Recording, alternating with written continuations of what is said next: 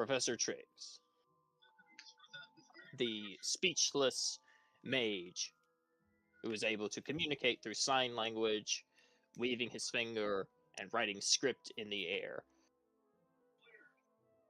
You learned about the nature of the Orioles, small spheres that, when ingested, restore your spell slots and allow you to change them whenever you wish, immediately upon consumption.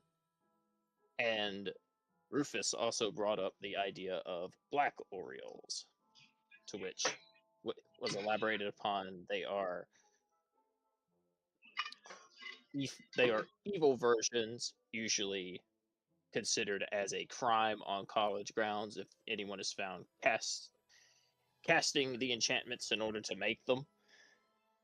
And they rob you of your spell slots forever, more or less, unless you were cured. Although he did not elaborate too much. He merely told you about the detrimental effects and the punishment to be imposed upon you should you be discovered having them or creating them. They are essentially a seal on a mage's power. And with that, you had performed the duels, you paired up with the ultimate victors. I can't remember if it was I believe the main victors were Hannah and Zip, and Madeline with, can't remember who she was paired with now. It's been 2 weeks. I believe it was me. Is it you, Dandelion? Yes, I think it was. Yeah. And Yeah, because I was fighting. I don't know. Actually, I missed his name, but I was fighting. Ashwana and is it RR? I'm not actually sure what it is. Just goes by R. R. Okay. Yeah. So we had 2 victorious teams. Each of you received a golden Oriole, and Madeline threw hers away, claiming mysteriously that her powers are something that is essentially imposed into her, something that cannot be changed by trinkets of the college. And she gave it to you, and she gave it to Rufus and Grim for them to decide amongst each other who got to keep it. And also she displayed a strange ability to seal magic on her own, to cut off the connection, at least briefly, to the Ghostlight, to which Zip suspiciously followed up on, what the heck is that, more or less. And she essentially hand-waved him away with a vague explanation of that it's not relatively harmful, and it's certainly not permanent or life-ending. But she said it was she said it was gifted, or it was not gifted, it was opposed, it was a power she was granted upon her swearing of fealty to the royal family from where she's from. There we go. And readjust my verboseness. But she would not elaborate further. And with that, that brought us here to the Archon Ball Stadium. The tournament grounds, which change every single year. But for this year, this is the current state of the Archon Stadium. The College of Kedwin will be playing against teams from all over Kirsthain. Just like any school sport. Of course, Archon Ball is a bit of a mixture, a fusion of might and magic, brought together in a single harmonious game. And you, as first years, have been brought here to learn the game.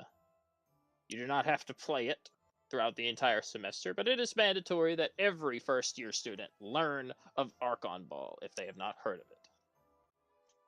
And you met this year's team.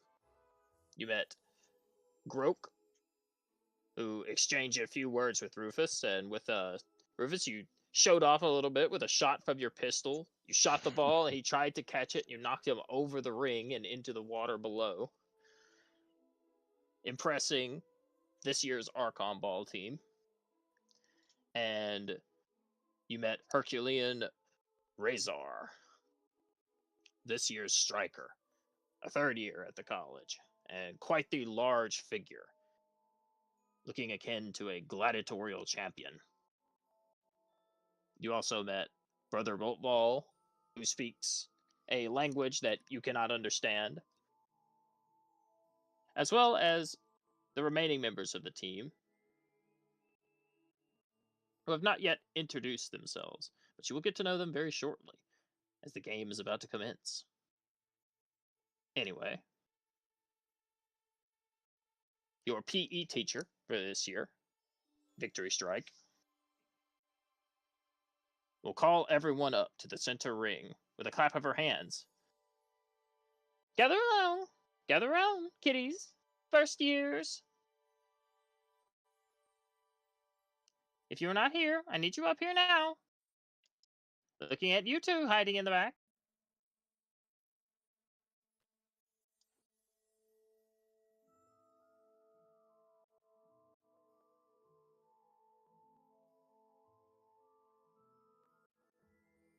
I think R's probably on his tablet, so I'll kind of scoot him to the side. And you, the sheep girl, you as well. Center ring, please. It's a bit crowded in there, don't you think?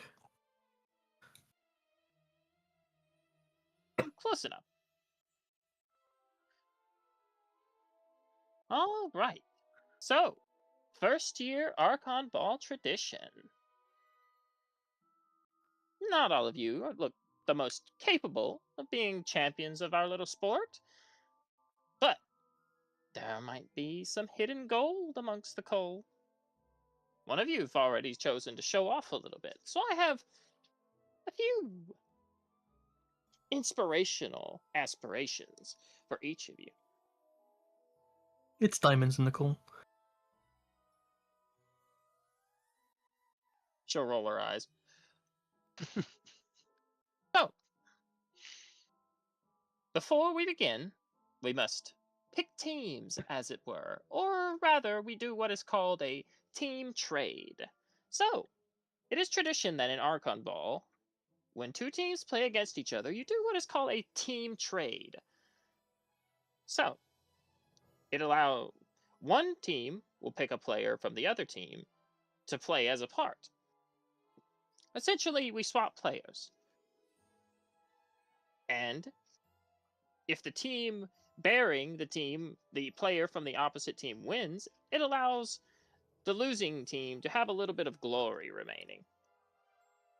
It's a bit of an awkward tradition, so that everyone can take home at least a piece of victory.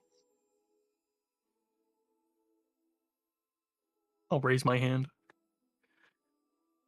Yes, she'll call on you. Doesn't that open it up for sabotage? Oh, no player would dare sabotage a game of Archon Ball. The punishment is strict, and she'll leer at such a question. I'll put my hand down. At the end of the day, this is a sport held across the entire continent, and it is an esteemed challenge among mages. There's a lot of honor to be held in it, which is why every single country has a team. Now, you can also forego a team trade. If you forego the team trade, that would mean, should you lose, you suffer a far more brittle defeat, and you do not even gain a tertiary reward. Such as much that in the actual tournaments across the continent, should you participate in the team trade, even should you lose, your home turf will still get some semblance of points. But foregoing a team trade means your entire country walks away with nothing.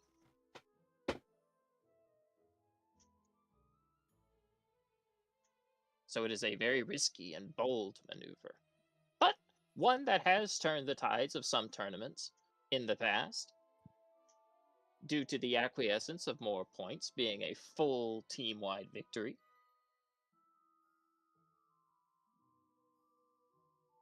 I'm going to ask you, first years, do you wish to participate in the team trade? Basically, talk amongst yourselves, and you can choose to trade one of your players for one of theirs. But Whatever you and, guys decide. Oh, sorry. and obviously, each one of this year's hand-picked players for the Archon Ball actual competitive team have their own unique abilities and effects when handling the ball. I will not tell you what they are. You guys can team trade if you'd like, but I am not going to be on a team with some person who only says Groke to me. Groke. But I like Groke. And you can team play with Groke. Groke.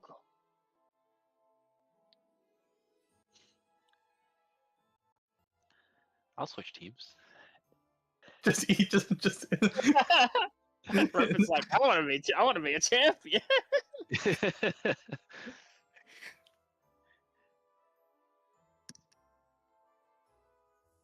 Okay. Doesn't matter what team I'm on. Trade me, don't trade me. I just want to play.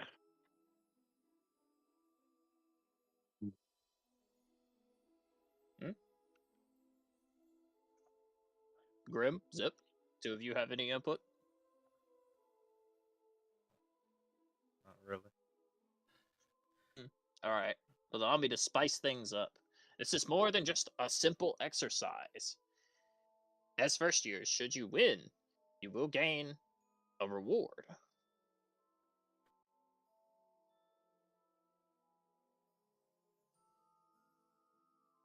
Oh, how long is a match? Was that said already?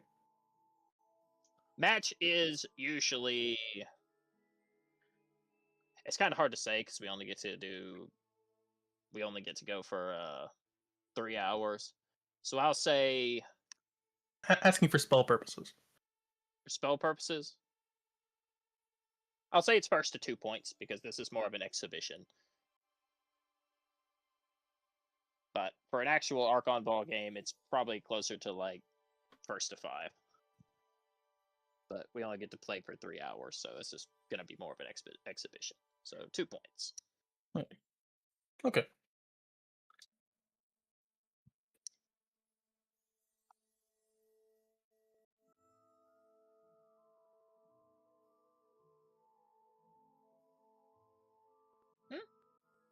Not a lot of team synergy going on here with the new first years.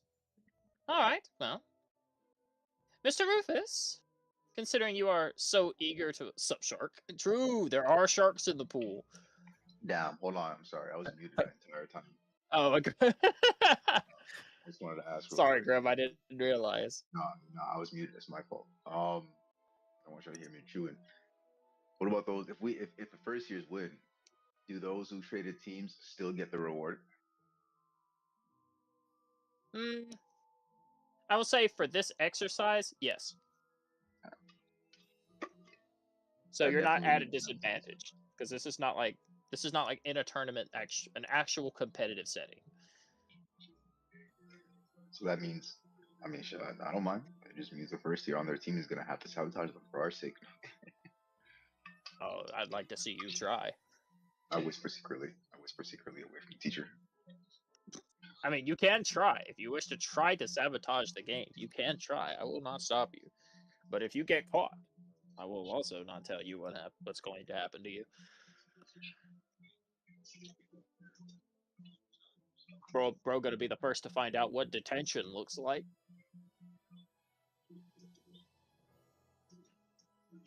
It's not enough L's in the world. Okay. Oh. Mr. Rufus, since you are so eager to play for the actual competitive team, and you volunteer yourself. Who would you like to trade for you? I hope you choose wisely. You will want someone with a unique skill set to play along with your team. Should that even be up to him? If you want to see any full arts, just tell me.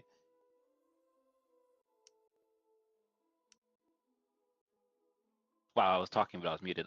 So I'll do like a quick walk around to survey all the, I guess, the regulars on the team. Can I get any? I guess well, I don't know. Is there a check I could do to see what, or try to determine what their specialties would be in the game? You make me Like a obviously. perception. Oh, go Maybe ahead. perception Yeah, because you said.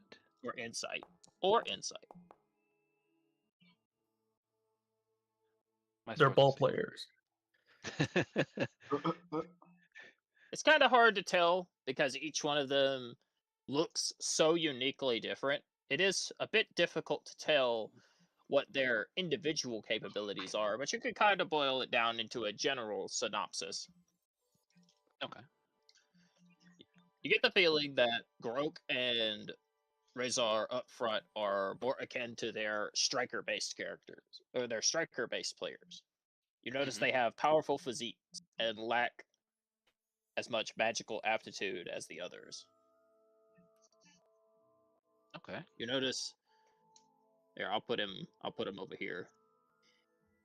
You get the sense that their midline players are dexterous, and you sense some magical capabilities from both of them.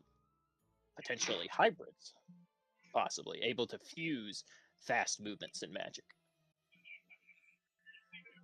Also, we have a player missing. Let me go get her. I just realized we had a player missing. What is that? Is it that stuck-up person? No. But I'm kind of annoyed because it looks like her token got copied over for some reason. I don't know why. I made some new tokens today, and it looks like some of them got copied over. Fucking Foundry bullshit. Hang on, let me fix this.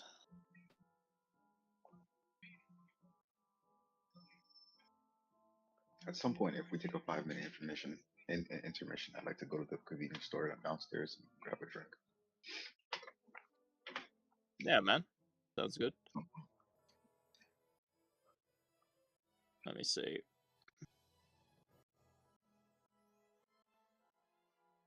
Sorry about this. I didn't know.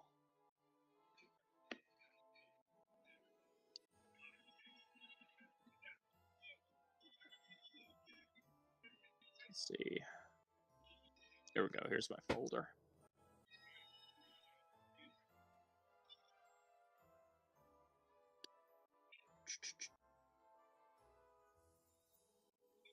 Gotta find my folder where I put all my art for this campaign.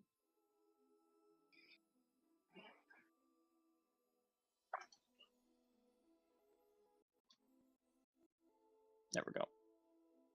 Fix that. Yeah, I didn't know Foundry had just randomly decided to copy over one of my NPCs. I've never seen that happen before.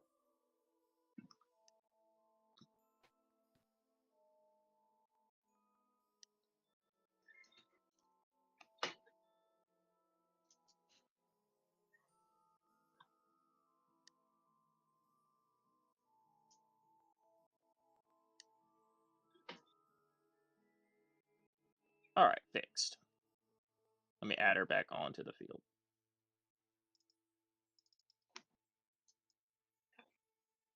I'll put her over here where he was. Sister Bulbul. True. I mean, she was there 2 weeks ago. I don't know, her token just got randomly deleted, and then in my files, it got copied over by another one. I don't know why that happened. I've noticed it's happened to a few NPCs as well, which is a little bit unnerving. I hope it's not going to affect the rest of the session. It looks like it affected one NPC I might be using today, which is fucking annoying. Anyway, you get the sense that towards the back you can feel a strong magical aptitude from them. Likely long range passers, tricksters, and shooters. Okay. Probably the role I would fit in. All right, tell me. All right, here we go. Make me a history check, Rufus. See what you know already about Archon Ball. Maybe you'll get a little insight into the rules before we begin. Ooh. I might know All something. right. True, 22. Rufus, you know full casters in Archon Ball tend to play in the back because they have a unique ability called Infusions, which allows them to imbue the ball with unique magical effects based off of their casting attribute. Whatever their stat they use to cast spells, you can imbue the ball, and it will take on unique effects for long-range shots, passing, and anti-interceptions. Interesting. Okay. You feel like your role would probably play better into a long-range shooter.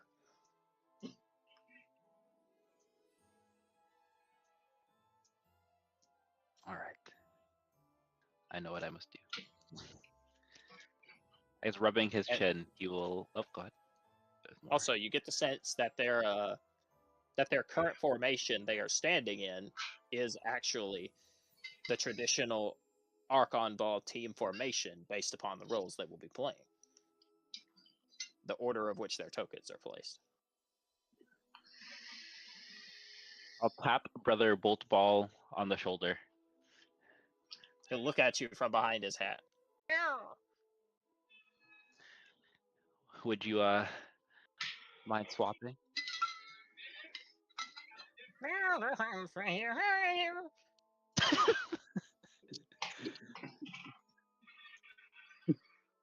He'll seem to not protest, and whatever he says, in place of swapping with you, he will wander over to the other side of the team, and you'll watch as he stops in front of Zip, and he kind of looks around at the disorganized formation of the first year.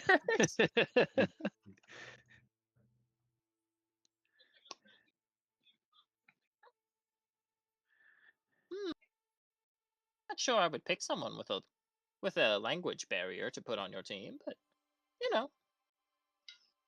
Worry not. I'm familiar with all forms of sponge talk. I'm kidding. Sponge talk? You never clean a glass with a sponge, fam?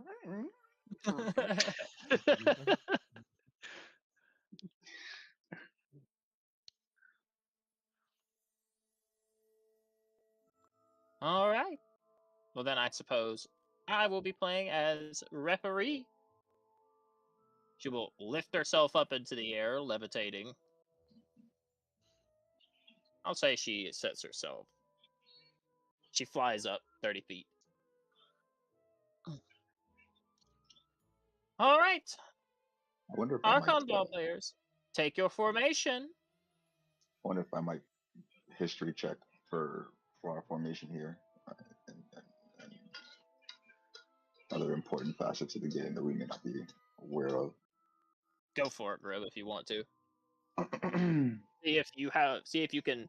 Would you like to do a tactical mind for this? Ooh, good call.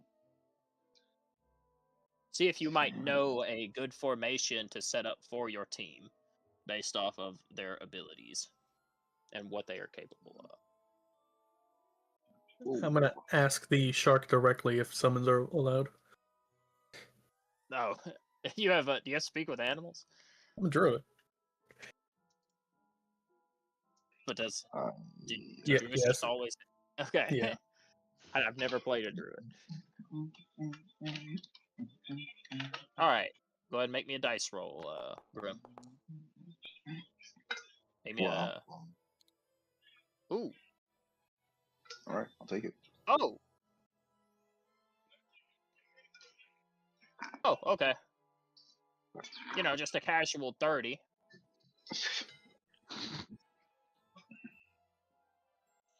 All right, Grim. Tell him on that 20s again.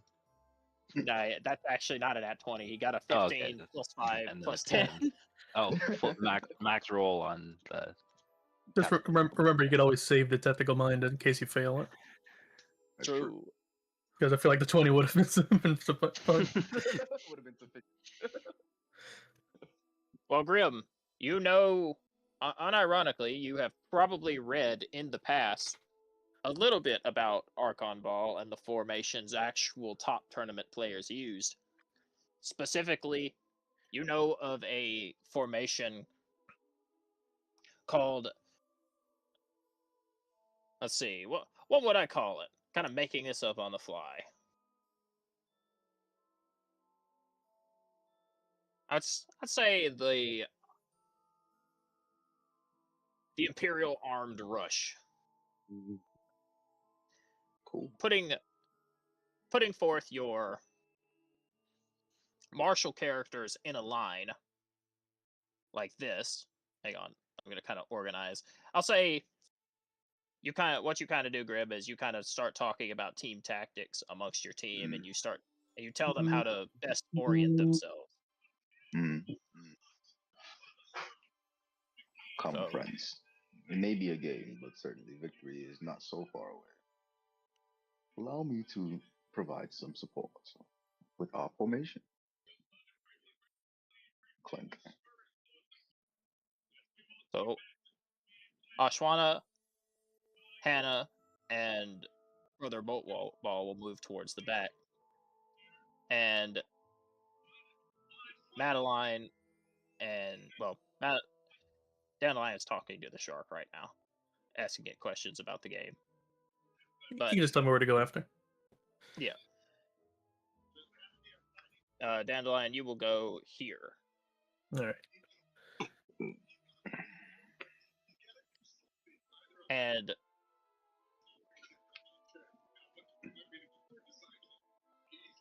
let's see, Zip will be right here.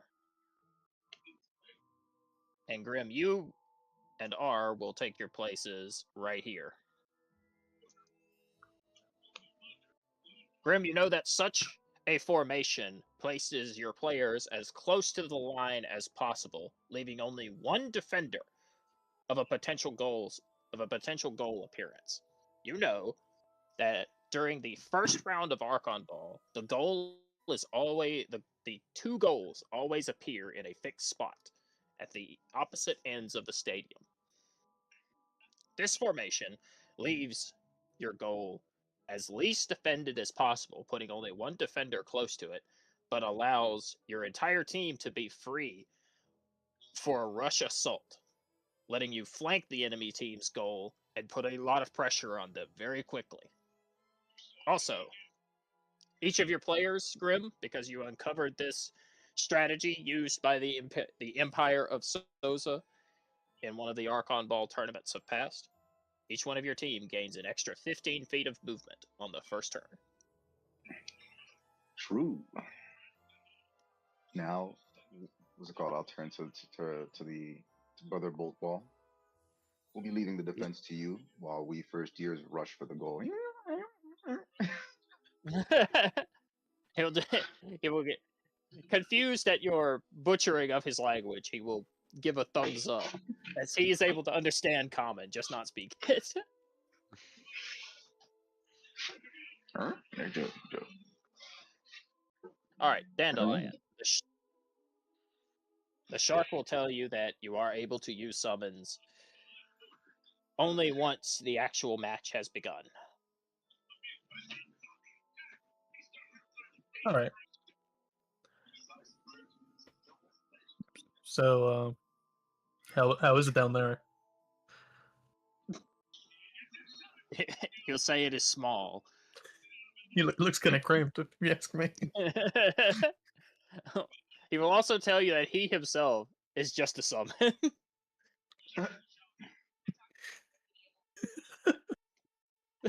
He is a construct of the arena. What's your purpose? Oh, you float here. No, he'll tell you, I am an environmental hazard. If you should knock someone into the pit, I will take a bite out of them.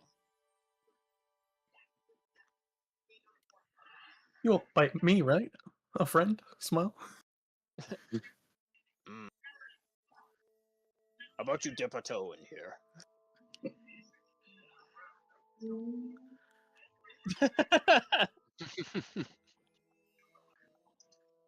All right. Taking team captain spot, Razor will walk up to you, Rufus, and he'll say, I've seen this formation before. Only in history dampeners. It is a strong rush created by the Sosan Empire. Okay. Set us how you, or I guess set us up how you think would work best.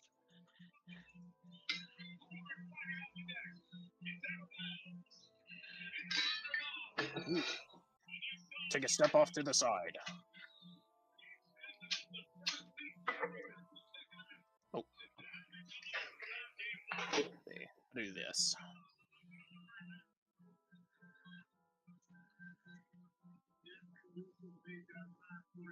They're going to try to counter you with the Sosan Wall. That's not the Fire Lord. Joke.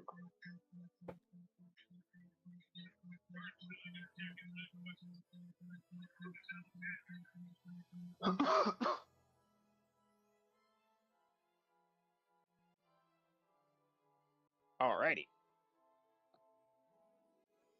With that said, I would like our two reactionaries to be up front. Grim, step forward. Step into the opening circle. Going eat time fight. The game readies to commence. As Razor lowers himself to the ground, he kind of will take a kneeling position with his hand out in front of him.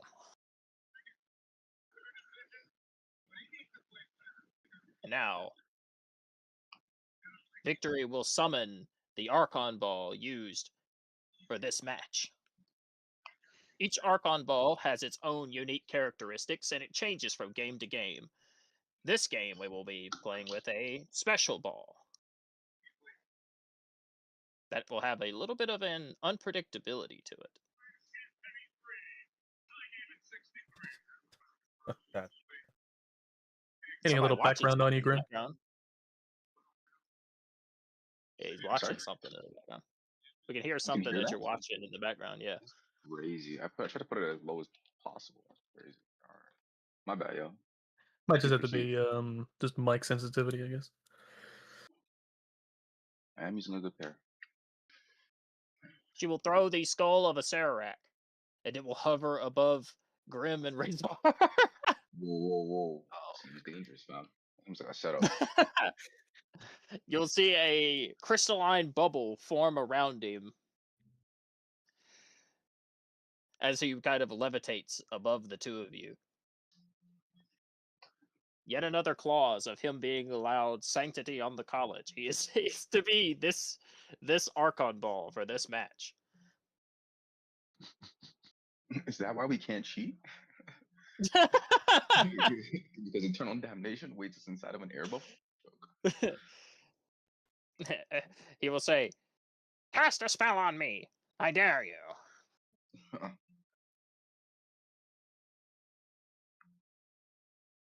Anyway. Me? Okay. Yeah, go ahead. Do it. Oh. I know you can't, though. Yeah, hey, Rufus, you want to do that? Pass that out. No. You want to get it started? The upperclassmen get us started. And as Not this time. as it floats up above you,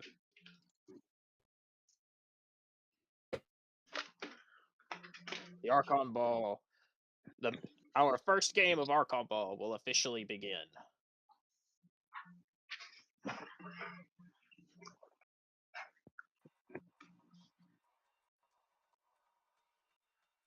All right, Grim and Razor.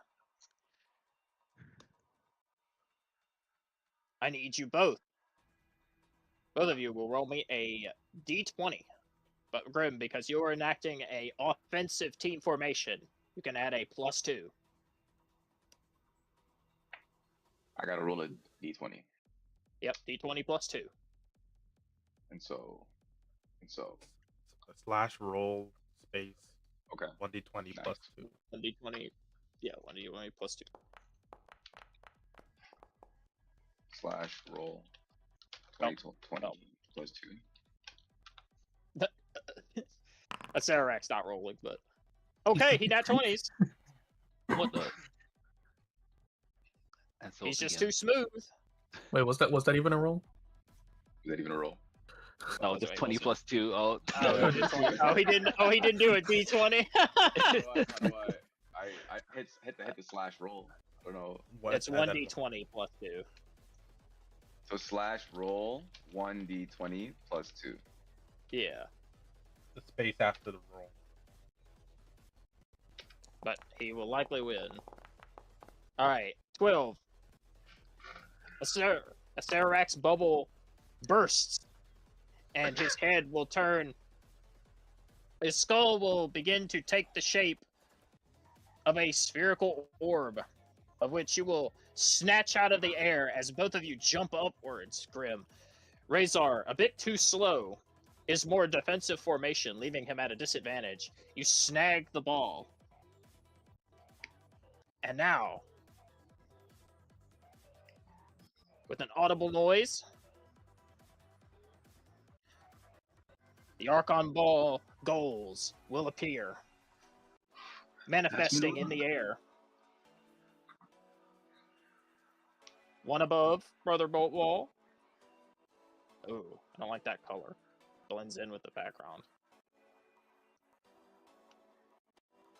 See if there's a way to change it. It's fine.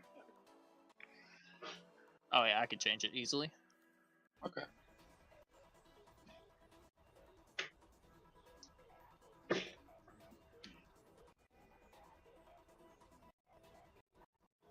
Might just do white.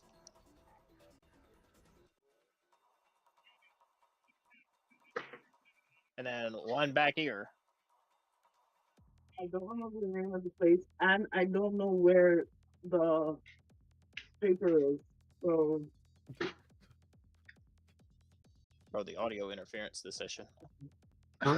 Joe, have to. Alright, Grim. Mm-hmm. A lot of the rules will be very similar to combat for Archon Ball. You can attempt to rush the ball by breaking away from your opponents. Also, there is no, you cannot take options, however, like disengage. You can attempt a breakaway, which is just to move out of their interception radius, of which case they will try to steal it.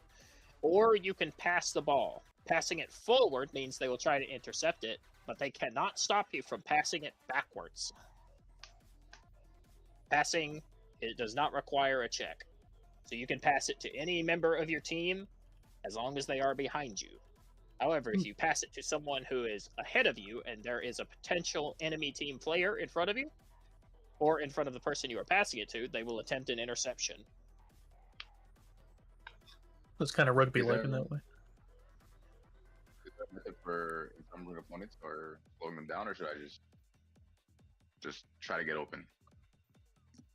It's really up to you. You can also attempt an offensive breakthrough. So a breakaway is basically you're just moving out of their radius so that they cannot attack you or try to charge you. Alternatively, you can do an offensive breakthrough, of which you try to force yourself past them. Basically just knock them down. However, such a maneuver is more difficult the more enemies are closer together. Mm. Which is why Groke is positioned behind Razor. It is to attempt. They know that you're doing an offensive formation, so he is trying to prevent you doing a breakthrough. All right, here's the plan. I'm gonna toss the ball back to Zip. How far can I toss the ball? Just it doesn't matter. You can just you can just pass it. Okay. So It's just a here's the plan. free thing to do. Alright, I'm thinking I'm gonna go behind. I'm gonna go next to Grok and knock it like on his side and knock him like to the left or right, and then that will leave you open to charge my young knight in front of us, and then that way to like charge Bazaar back one, and then once Dandelion and Tied to Jay start to move forward, Zip will have his option of who to pass the ball to as we begin to get out. Will I be able to like go over to Grok, knock him over, and then continue to use movement? You can try. Give it a shot. Movement So I'm works. gonna pass- Movement works the same in Archon Ball, just like it does in combat. But because you have an offensive formation, you gain an extra 15 feet of movement on your first turn. Okay. In that case, I like the plan. I'm gonna pass the ball back to Zip, and then you can make like the final decision at the end of the not end of the turn, but when it comes around, and then so I'll pass the ball back to Zip. I'll move over to Rock, and I'll try to push him over or knock him away from like the front of the pathway. Okay. Do I need to roll? Should I roll anything or no? Make me an athletics check.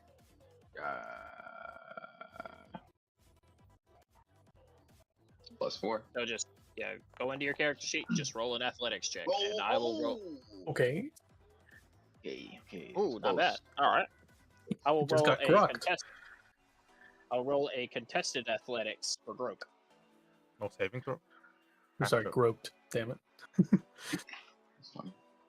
No saves. This is just contested athletics. That doesn't exist. No.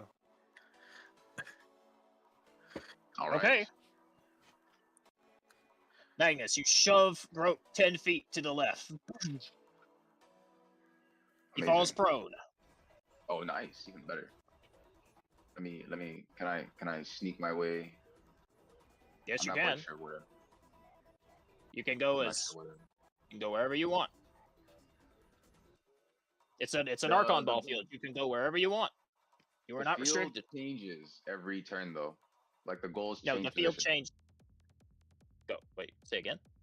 Like the goals, the position of the goals change every turn. Is that what you said earlier? No, they change after someone scores. Oh, okay.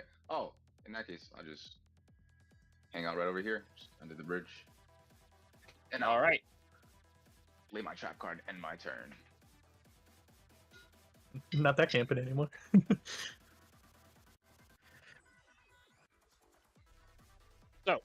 I will have next. Razor will go. Since Rufus got the ball first, or since Grim got the not Rufus, Magnus got the ball first, he got to take first initiative.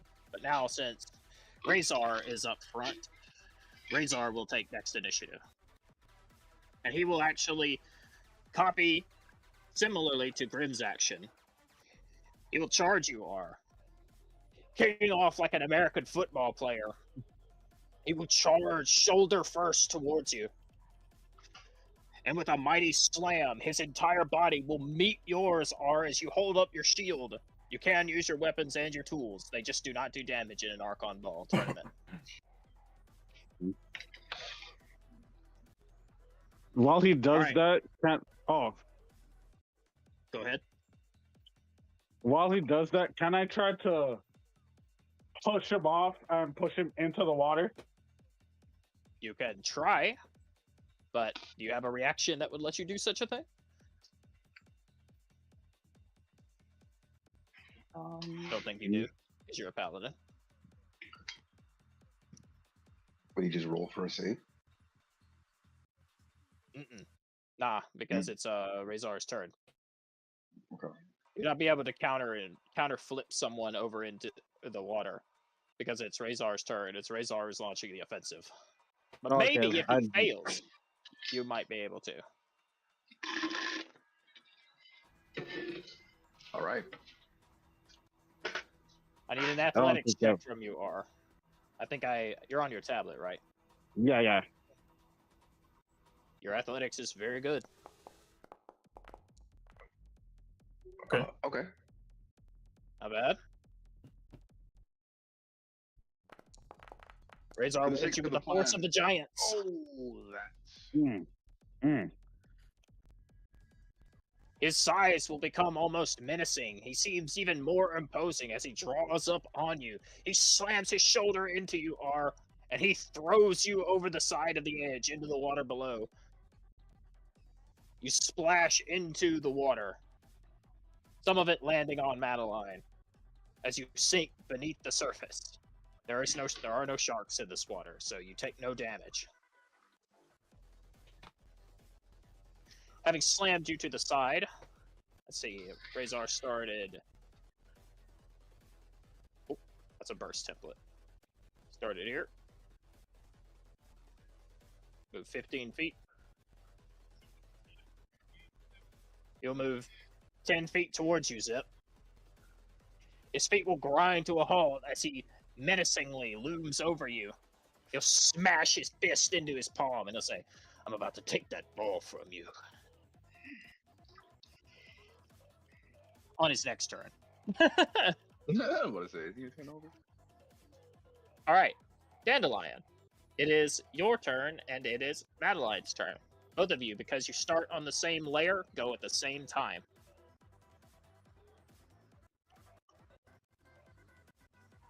All right, summoning.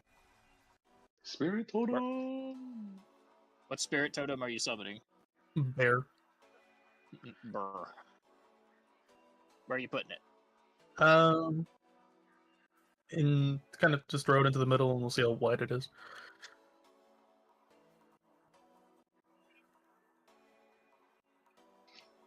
Yeah, let me measure out that aura real quick.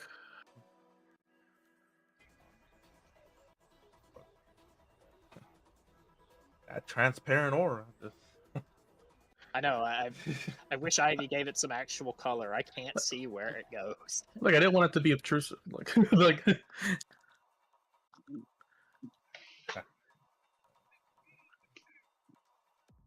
We can see. Okay. All right. Gotcha. It's pretty good. Well, that will be your action for the turn, Dandelion, but you can still move. Oh, that's a bonus. Or is it? Do we Oh, not is that a have bonus? Oh, no, you're good. You can bonus action, yeah. Okay.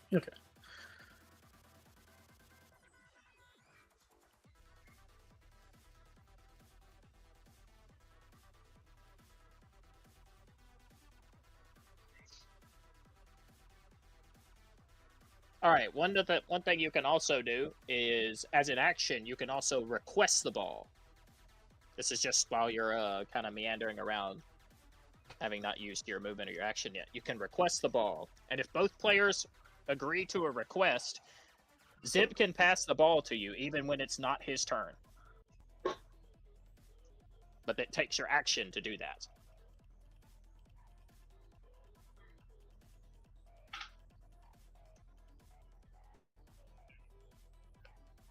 I don't have a whole lot of ways of pushing him away. Well, he's also above you. I'll say he's probably like 10 feet above you because this is a higher layer than around you. You could go over to Zip's right side, request the ball, and then move over. And then just kind of hang out behind in that trio area, and then next turn somebody else can request it on a pass forward. I'll also add on to some additional rules. I was going to reveal this when somebody actually took damage, but the way HP works in Archon Ball, whatever HP you currently have right now, it is half. So whatever your normal HP is at standard in a normal combat, your HP is now halved. If your HP should fall to 0, you are stunned for a round.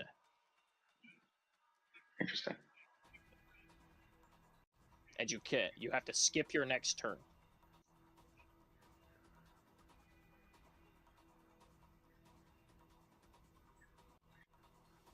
Passing is not an action, right? Passing is not an action, no. Okay, yeah. But it has to be your turn to pass. For certain. But I could theoretically attack somebody and then pass. Yes, you could. Yeah.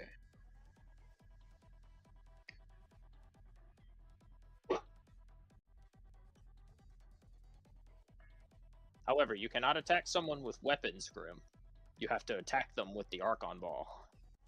Oh, We'll get interesting. into that. Okay. Yeah, we'll get into that a little bit later, which is one of the things I was going to explore with Rufus on his turn.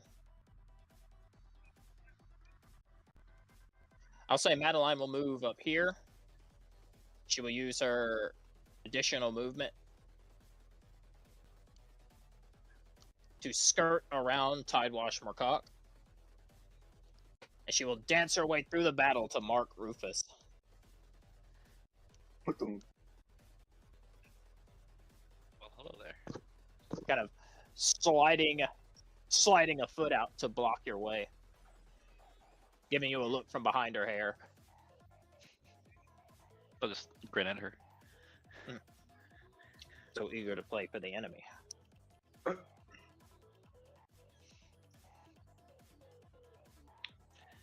After our last lesson, wouldn't you want me on your other team?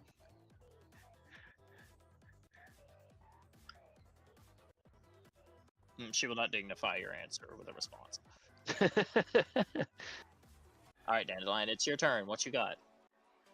I put down a summon thing. Oh, you did. I didn't even see that. Can't you do it? Can't you bring it up? I'll try. No. Okay. What is it? Is it Fuming Face Spirit? It's the Ram one, but I'm gonna be using Trickster for this one. Okay.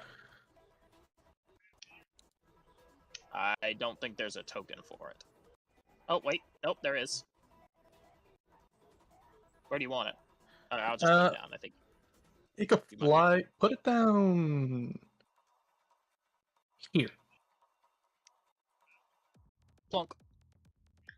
Ugh. Where's my ram? Where's my ram? You didn't make the token. I made a Fey ram. Oh. I just called it fuming ram. But this one it's not fuming. So. Oh, I see it. I see it here. It gave you the one that was auto made. There you go. Hey.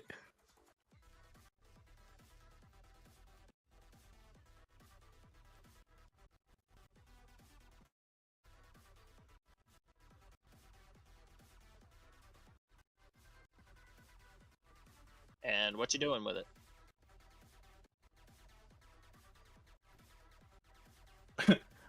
It's going to Do you have control of it? should be on my turn. Or after my turn? Or during it? Oh, is it after your turn? I think it's during it, right? Takes its turn immediately after yours. Alright. Yeah. You gotta finish your turn. You still have movement. Okay. Well, in that case, what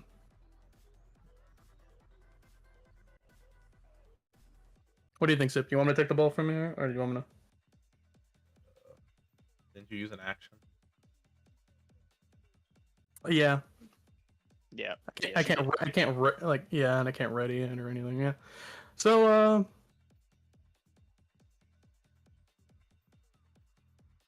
you're going on. Zip is going on Ashwana's turn, right? Yes. All right. So I got my. I'm gonna. How high's the jump up here? Can I actually make that?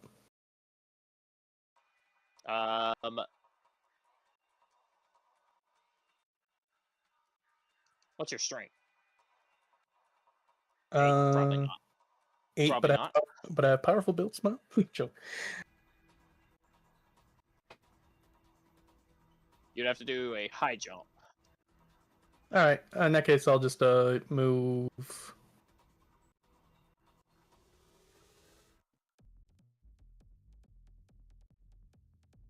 Wait, actually, can the Fae take the ball? Actually, you can jump that. It's your never mind. It's your strength mod, not your strength score. Never mind. No, you can't jump that. All right. Yes, the Fae can take the ball. All right. As long as it has as long as it can take actions like a player, it acts as a player. All right. 15. It can also do things like interceptions and stuff like that because those are prompted automatically.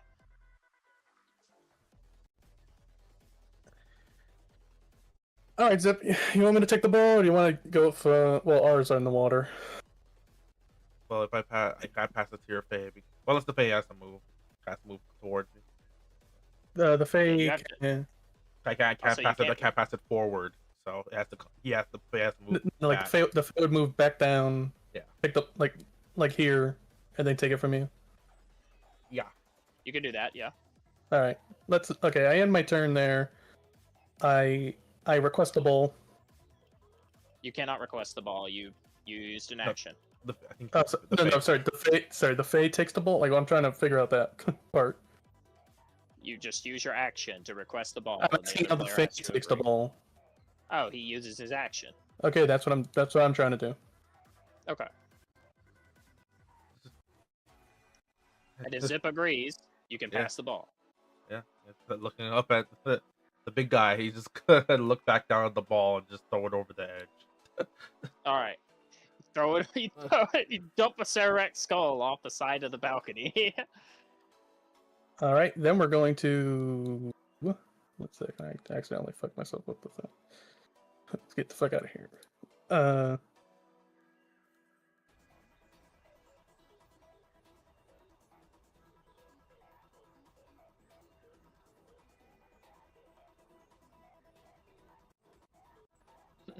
Augers teleport. No. Meow. what is he? And Is it running on the water? Teleported. teleport. You have teleport. And Face step. well, yeah, it's face step. And we're not fuming. Oh. I specify we're doing trickster, so we're going to put a darkness here. Oh. Okay, darkness. It's still standing on the. Oh, it's standing on the edge of the. Oh, I see what you did. It's standing on the edge of the stone. Because otherwise, it would fall in the water as soon as it I reappears. think he has a fly speed anyway. Oh, okay. Yeah. Magical ram. So now it has it's in a 10-foot cube of magical darkness, All right. which includes me.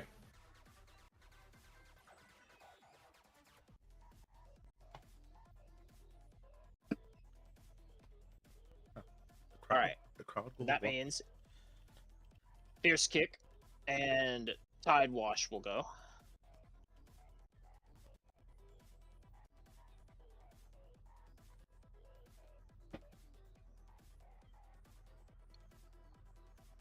Tide wash will rush over here and he will mark Hannah.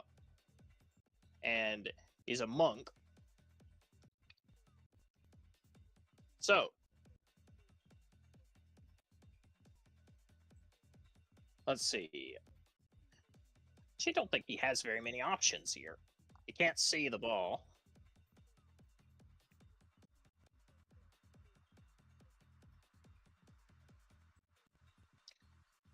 So honestly, I think, yeah, he will probably just mark R as while R is stuck in the water, and he will mark Hannah as well on her turn. Actually,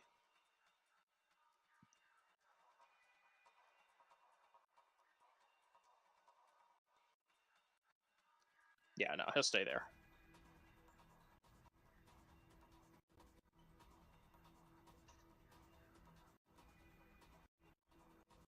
All right. Fierce kick will come over here.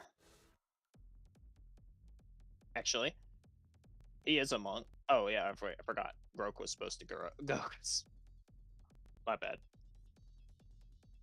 I'll move Fierce Kick back and I'll just take Grok's turn since I skipped him on accident.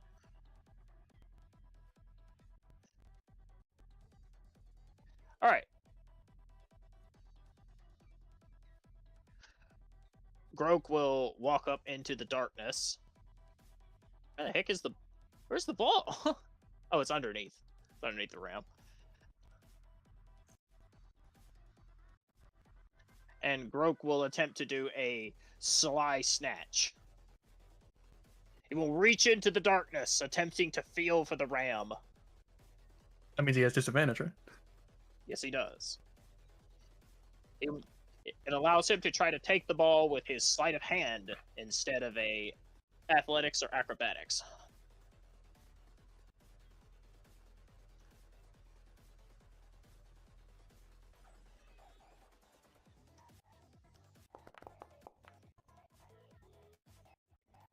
Okay, well, I suppose it doesn't even matter.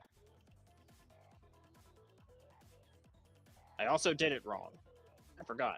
Sly Snatch is supposed to impose a dex save, but he actually can't even see it, so he would just do a normal grab and fail anyway. He reaches into the darkness, unable to find your Fey ram as it just floats, concealed amidst the shadows. He gives a frustrated grunt.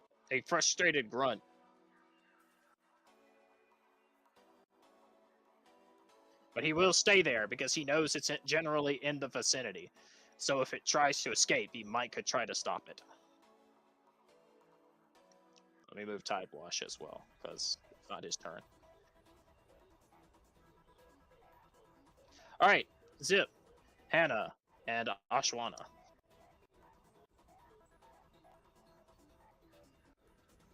Ashwana will come up here and she will use Shape Water. And she will push an ice block up and out and free you from the water, R. And it will be your turn as well.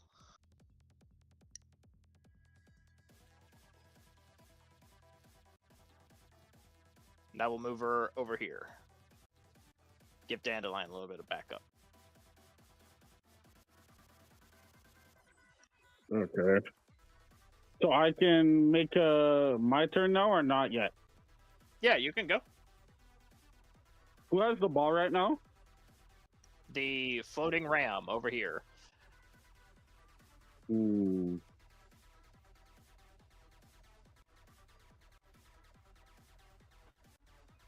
Is it possible, because I am a shifter, to shape shift into my other form and charge at Grant to take him out of the way?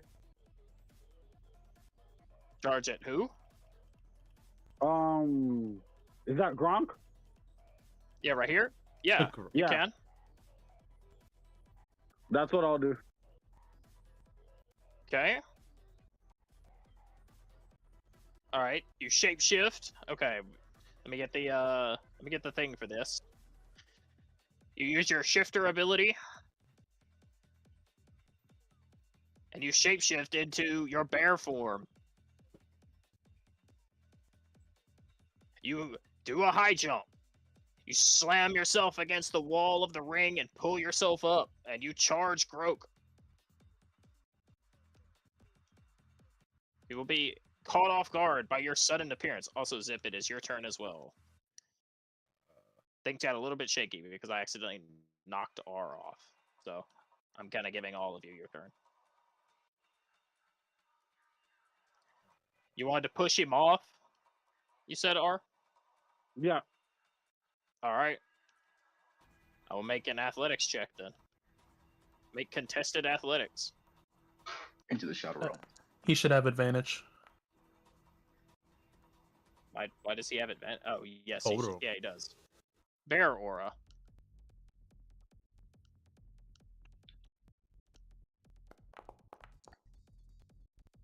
Well, you know. Alright. 21.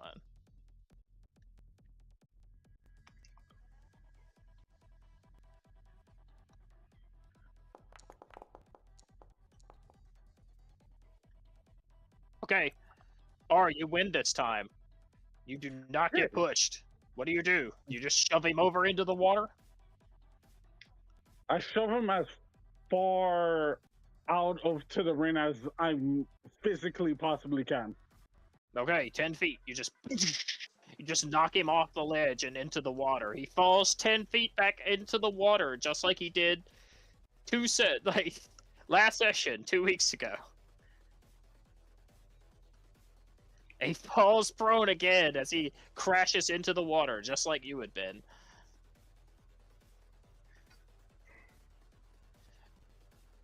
All right. Let's see. You high jumped. So add on about. Spirit will look at you, a fellow bear, and give you the Chuck Norris nod. I know back. All right. You still have movement. Where did you want to go? Got about 15 feet of movement left. I moved as close as I can to the goal. Okay. Just straight on. All right, Zip, your turn. What do you want to do?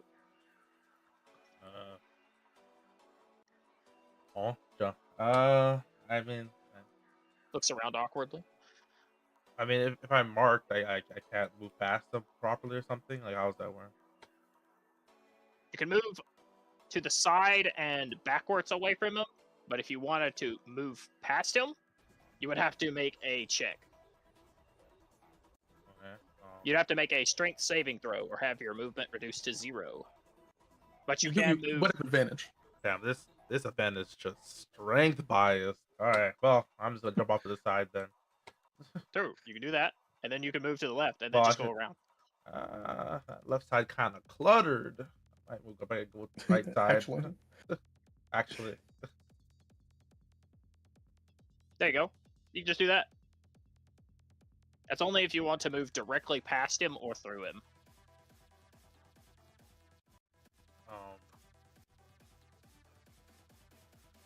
I don't get it. Like, so we could use spells, but Yes, you can, and I'm about now that it's your turn, Zip. Since you are a full caster, I'm about to teach you something.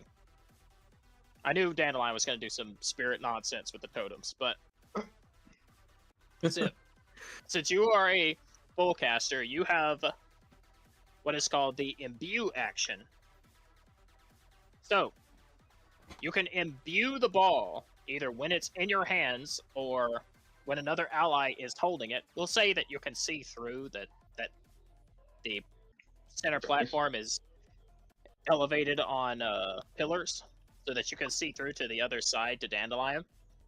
You can imbue the ball with magic using your intelligence modifier, or using your intelligence, which gives the ball unique effects, improving its shooting ability, as well as giving it the potential to do damage. right. And you get to choose.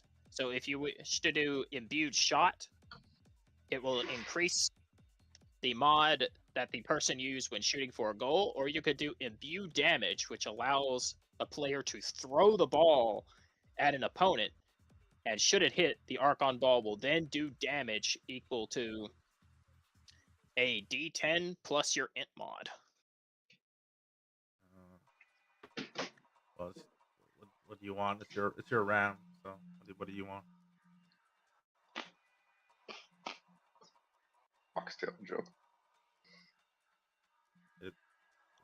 Also, Zip, I will add on to the fact that you can use hit dice in this fight. If you wish to expend your hit dice, you can imbue for an even stronger effect.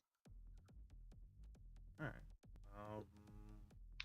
So for every, let's see, still level 5.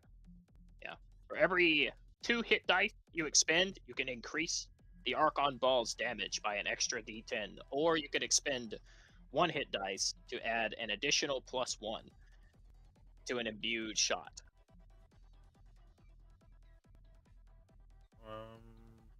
Right. Well, I'll be right back. It's Dandelion's rap, so I don't know what they want on it.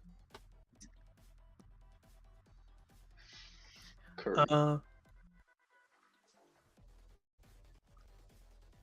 I don't know. Are you gonna shoot or are you gonna damage someone? I was gonna try to score with it. I'll imbue it for shot.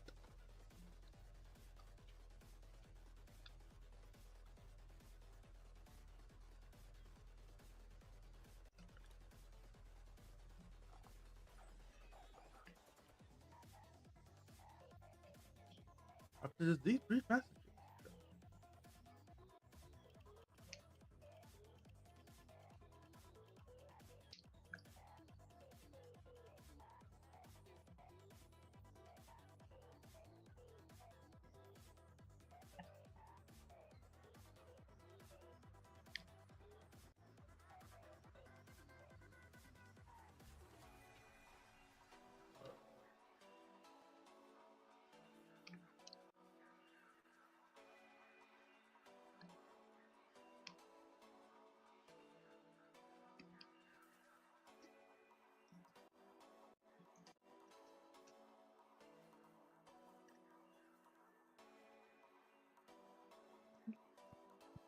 All right, is anyone talking? I'm not even sure if someone is missing something.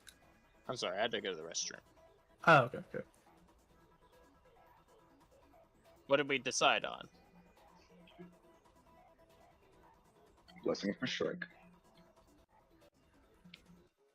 Or for shooting.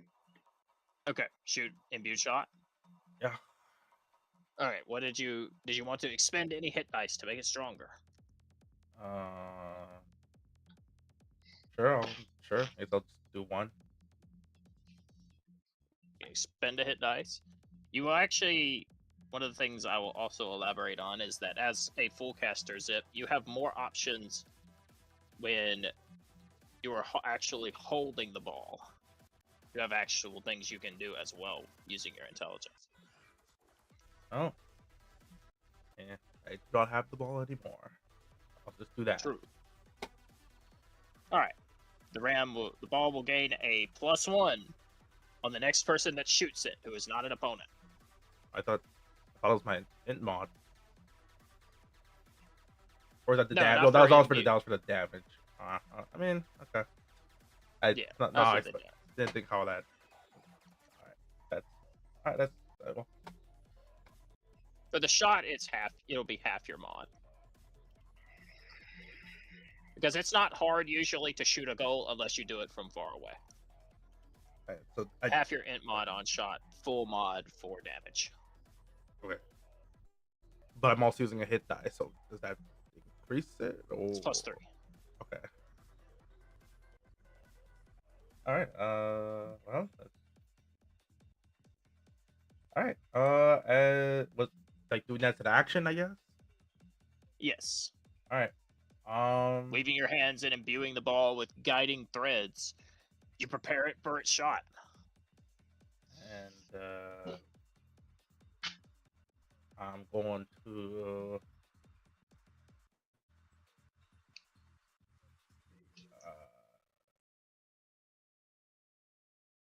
I'm gonna try my best.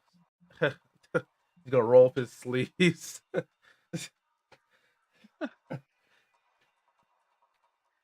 Hannah will position herself kind of over here on the midline, and she will use imbue damage and give the ball damage. Yeah, okay, that's it. Well, actually, no. Well, actually, no. Actually, there's one more thing I wanted to do with that. Okay. Go for it. I'm just going to bonus action cast jump. Like that's just, okay, jumpers. Just have that shit on. All right. Yump is a good spell in this game.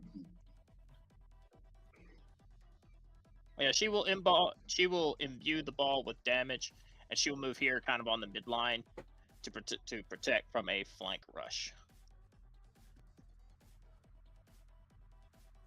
And I will have Ashwana move right about here, staying near the water. All right, Rufus and Olga Body's ready. and Fierce Kick Kajul.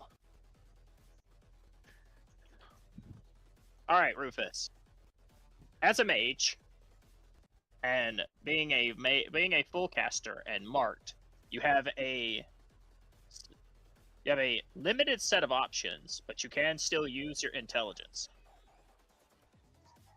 You can do an arcane push. Wait. I would have done that. Oh, I'm sorry, Zip. I could have let you do this too. I'm sorry. I'm sorry. I was too focused on. It's alright. Because I know Rufus is like mega offensive. I'm sorry. An arcane push will attempt to move someone 5 feet away from you. Okay. And they have to make a save in accordance to whatever magic you use to push them. Interesting. Does that feel like a spell that can push, or can I just push?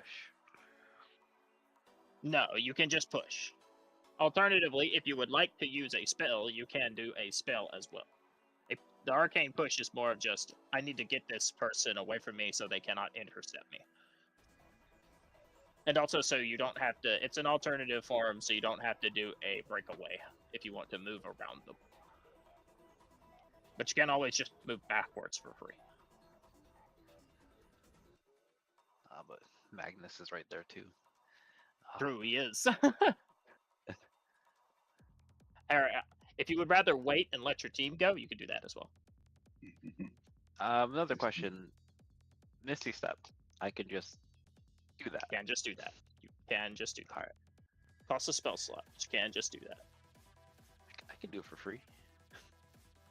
I guess we haven't had a. Actually, we haven't rested yet, have we? I think Yeah, you did. did. I gave everybody the benefits of a long rest after. Oh, okay. Officially, okay. I wasn't sure if we just got our spell slots back or if it counted as like a full. Okay. It Then counted it's as a like full. At least once for free. Alright, I'll let them go first, but I will. I have an idea in mind, but I'll see what they do first, and then Okay. act accordingly. As a monk,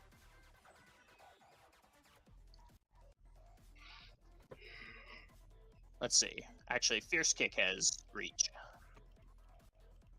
All right. All right. It will bonus action Step of the Wind, and he will move over to the center space, and he will climb atop here, and thrusting his hands outwards, he will attempt to snatch the ball at disadvantage. Using the spiritual way of the astral self.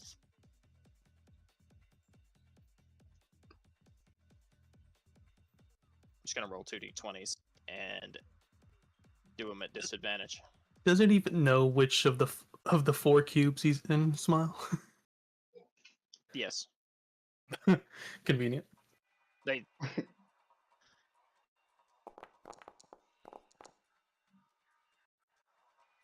Okay. What is your Ram's AC? So both of those attacks are made at a +7. I mean, it's 12. Okay. Reaching outwards his hands, they'll find something in the darkness. And his hands will grab onto the ball as his spiritual form emerges from the shadows, clutching the ball.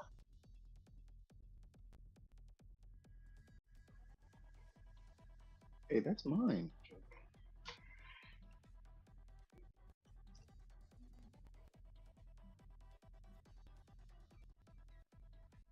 And it will return to him as they merge as one.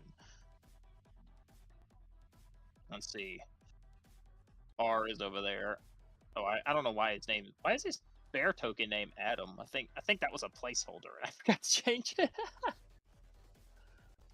Oops, my bad. Let's see.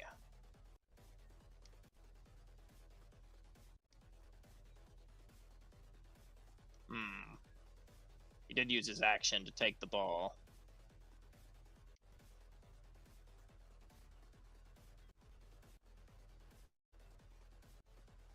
He does have a reach, so he's actually back here. Yeah, he will pass the ball. He'll pass the ball upwards to Razor.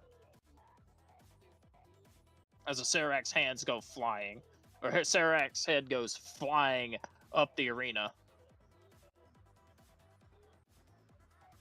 Let's see, how far is that? 30. 30? Yeah, he can pass 30. Passing upwards, he can Hey, do 30. Can the Fae try intercepting Smo? He could have if Fierce Kick did not have reach because of Way of the Astral Self. Right. Because he's technically grabbing the ball from 10 feet away. But he also knew what square he was in. True.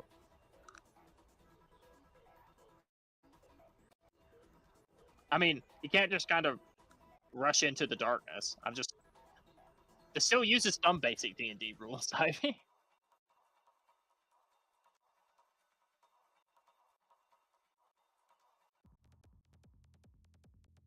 Let's see.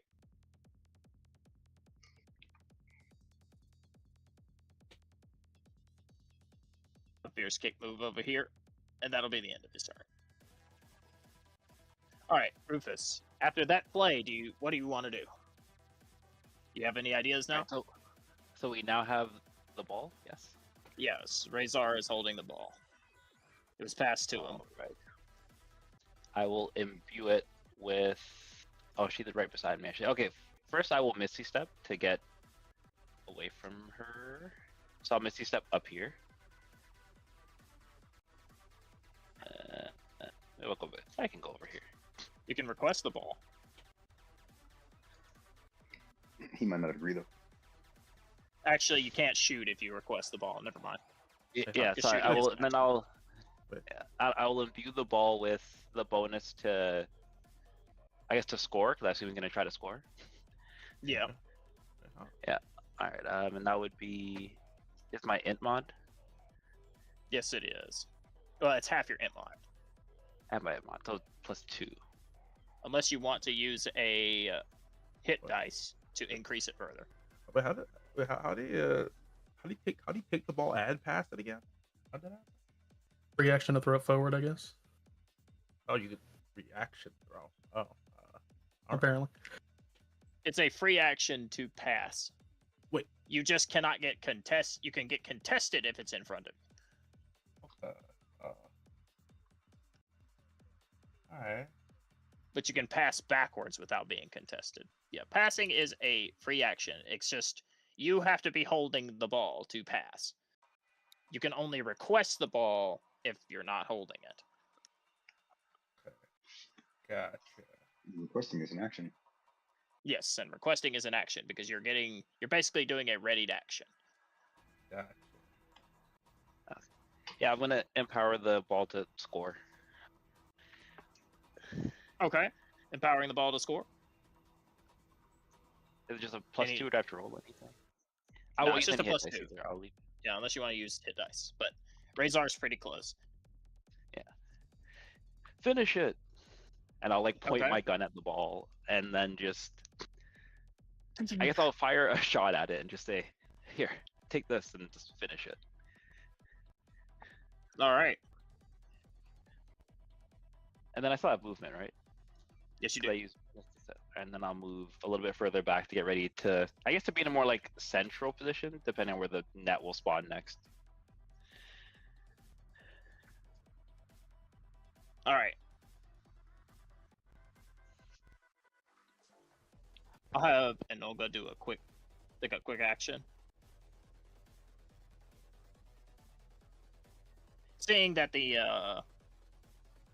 field is more at an advantageous state for them, she'll move over here to block Grim. And now it will swap on over to Brother Bolt Ball, who is acting as goalie. And considering Razor is close, he'll run up and he'll wave his staff and he will send arcs of lightning into the ground. And he will attempt an arcane theft, forcing Razor to make an int save or drop the ball.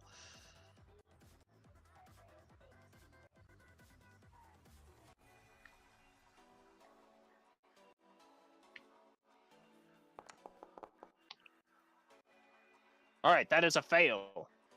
Razor getting electric getting electrocuted by Brother Boltball's staff. His hands will slip free, and the ball will tumble from his arms down to the ground below as he staggers backwards. And the mage will move upwards to mark him. Oh, actually, the smart thing to do would be to jump over, grab it, considering he's supposed to be a professional. He will grab the ball, and he will attempt... Let's see. Grim is really far away. He will attempt a long pass. Does strength help with that? Dex does.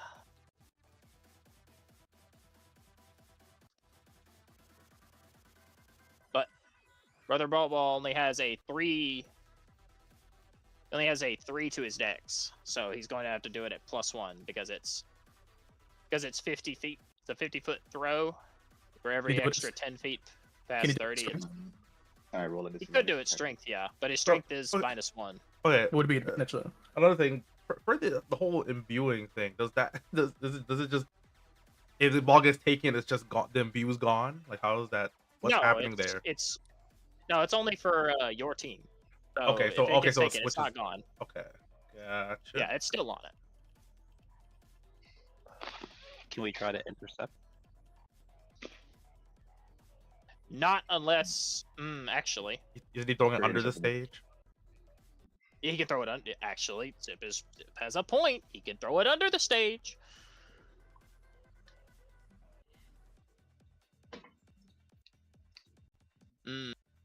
It's a far throw. Can I roll for like acrobatics to help catch it? With the backflip. Unfortunately, no Grim because you already just catch it if he passes it. So.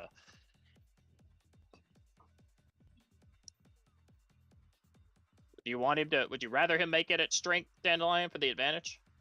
You'll have to do it at -3 though. At -3. Yeah, What? his strength is a -1. And that's Every 10 feet past 30 on a forward pass is a -1 to whatever mod you're throwing the ball with. Can you Side move up note, to like? you- Can you move up to like here? I mean, True. Let's see. He does have the extra mod because the extra movement. So you moved 5 to block Razor, who was right there before. You move 5 to jump over. There's no fall damage in Archon Ball. So actually, he can do this. Leaving the goal completely undefended, he can move up.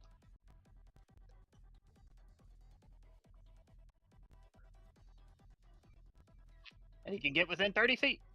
Yo. And he will do... If I can get him off of the... spell sniper. If I can get him off of Spell Sniper! Target acquired. I've got you in my sights. Just Get him off of the ball. He will actually do an imbued damage. oh, And because he is a pretty high level caster, he'll go ahead and imbue it with 3 hit dice. And he will launch a Sararak skull at at Fierce Kick. He's not fast. Oh. Unless you have a specific target. Do you have a target in mind that you would prefer? I just thought he was passing. Wait, the Where passing where plan. does no, it go no, after he's- that? Oh no. Oh wait, no, he used his action, right? He can't attack, never mind. He used his action, right. I forgot he used his action to steal the ball from Razor, so yeah, he'll just pass. I was gonna have him attack and then pass, because passing is a free action. Bounce off. I mean, you can do Yeah, it if you actually. want. So. But yeah, he already used his action. So he will pass the ball. Let's see. off the easy. Say, I know it was 30 feet that I had him at before. He will pass the ball 30 feet to Grim. I mean, Grim could just lock it in at that point, right? True. Technically, you can, yeah, if you just dunk it. You don't have to actually make a shot. Making your Go. shot's cooler. True. But he will pass the ball to Grim. Grim, you see a Serac skull flying through the air as you're speeding forward down the arena. You are marked, but sticking out your hands, you do catch it With 2 hands. with 2 hands. But can you hold it? That's why I have to land. Sure. Their defender will leap over the bridge. She will take out a wooden staff. Waving it around, she will honk you in the head with psychic damage. Make me a charisma saving throw. As she attempts to cast upon you Tasha's hideous laughter. Metaphorically. Yeah, where's charisma? Oh, I see it. Oh, damn, it's -1 though. Alright, watch out. Just real good. Hey, easy. All right. Easy. Don't even need it. Alright. Just. Can't be Grim. taking these good looks. No, I'm kidding.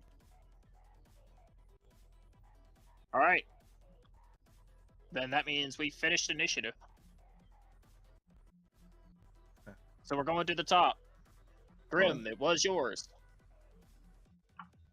So for me to score, do I have to walk into the circle or?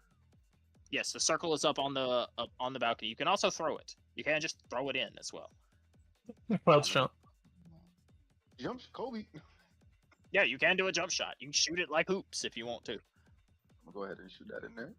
Cool. You can make. Is it a throw? Is it a check if I shoot it? Yes, but the closer you are, the easier it is. But if I just dunk it, then it's no check. Yeah, if you dunk it, you don't even have to do nothing. You just walk it in. All right. Where does the ball appear after I score? We're probably only gonna do 1 point just because I got you. just because it's already been about an hour and a half. Or it's almost In that been case, 2 hours, so. I'm gonna go ahead and just. Okay. However, before you rush it in, there is one thing that must happen. And Olga moved closer to guard you. She's actually not here. She was over here. So she walked underneath the bridge to mark you. So you will have to do a double breakthrough because you were marked by 2 people. Can he teleport? Does he have the ability to teleport? Cloud giant. Oh my god, he does! I forgot. I tried coughing that before. I'm like, oh, I was saving this for just the right moment. If I can find it. There it is. It's right there. Yeah, there it is. Okay, yeah. And I'm just gonna teleport and 2-hand dunk posterize. All right. Holding up the Serac skull, you 2-hand dunk it into the magic hoop. And with a resounding as arcane fireworks ring around the hoop and then launch into the air. The tutorial for Archon Ball is complete as you score the winning goal. And that will be the end of our introduction as everyone stands to the side impressed by the aptitude of the new first years. Walk out of the darkness. Did we win? Good question. And yes. Can I throw the person who made the winning goal up in the air in celebration? I'm heavy. All right, dog. you just run. You run up and you try to grab on Grim. Grim, do you want to let him try to throw you into the air? Try. I'm heavy, dog. All right, well, athletics check then. Did he even know he was a giant bear before? Right, fam. He got. Oh, you good? All right. Still got knocked over. Technically, it was supposed to make it a 7. Yeah, it's supposed to have split, so that's actually 26. He grabs you, Grim, and throws you into the air with a bearing roar. As you come down, he catches you. And when he catches you as you come back down, you see he's transformed back into his human form, or his humanoid form that he was before. All right, but like you more as a bear. Steps down. I like myself as a bear as well. Are you a man or a bear? Both.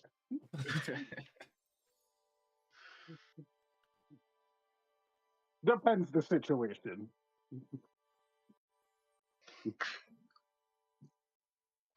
The Sarac will fly, kind of levitate his skull, and he will just say, "I am never doing that again. This is embarrassing." That he will disappear. You teleport out of the arena.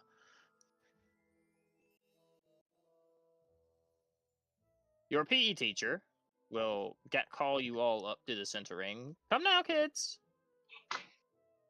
Believe you've earned your reward.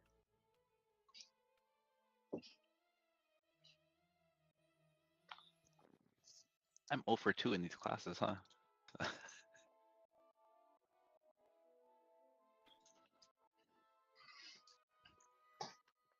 Razor will look down at you, Zip, with a bit of frustration.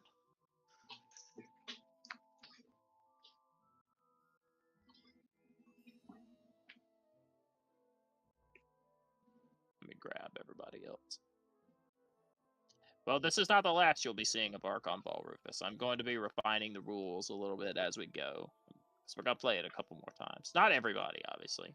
Like, going on in the future, I know, like, if Zip doesn't want to play, or if Dandelion would rather sit out, or whoever, you won't have to play. But if you wish to play, there will be opportunities going forward. But, calling you all back into the center, Victory will say, for your first time, and not even having all the rules, you all did pretty well. I look forward to what you could do when you've fully tapped your potential. But for now, you won! And I believe I owe you a little reward for such a win, considering that everyone here wasn't even playing at their full capabilities. And with a little bit of this and that, and whoosh!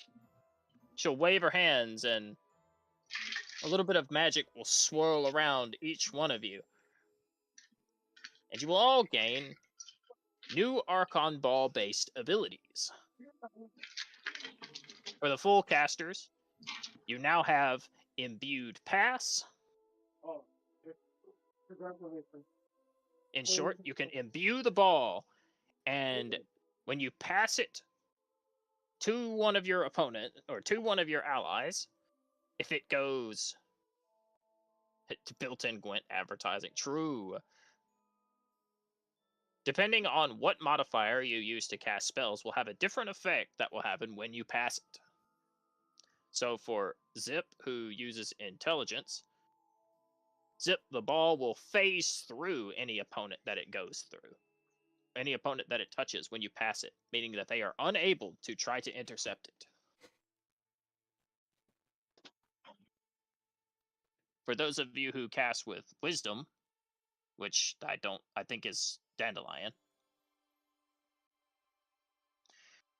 the ball actually does a d10 of damage, rebounding off of an opponent and going to the person that you pass it to. They can still try to intercept it, but they will take damage upon trying it.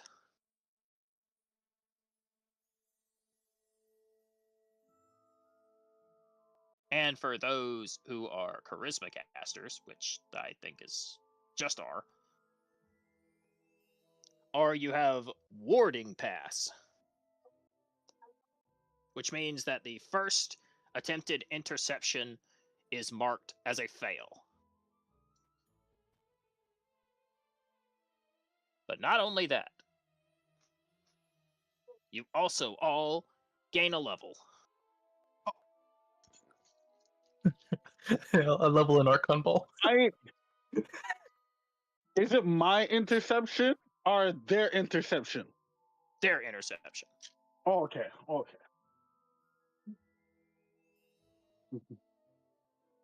Yeah, you are all now level 6. Rufus, you also gain imbued passing. You're you're level 2 in Archon Ball. True, and you're all level 2 in Archon Ball as well.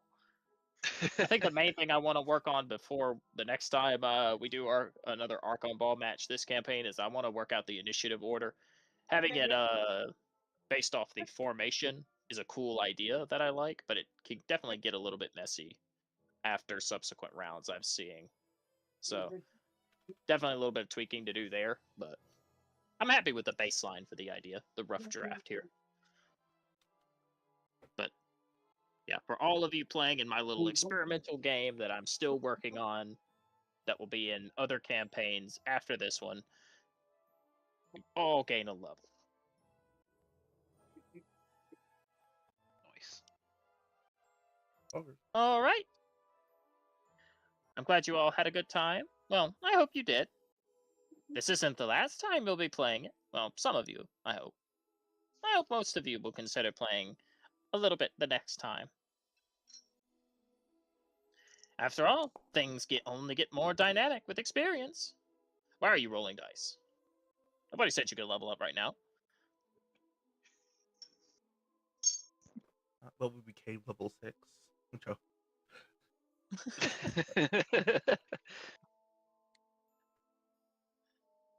All right, well, I suppose at this point you'll be leaving us, huh? This team has to get back to practice. But I suppose next on your venue will be deciding your internships for the rest of the semester.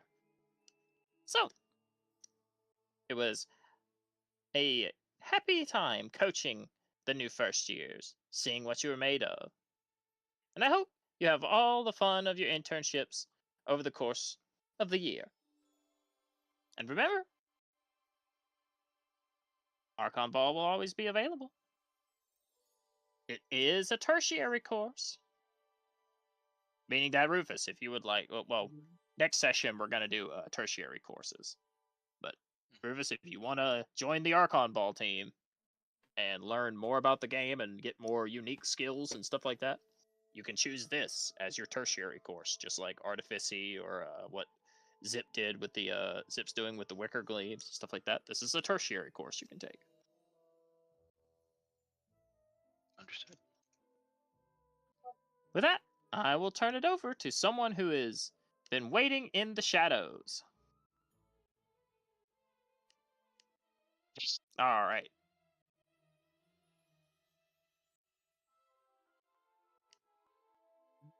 Stepping out of the darkness, Zip, a hand will appear on your shoulder.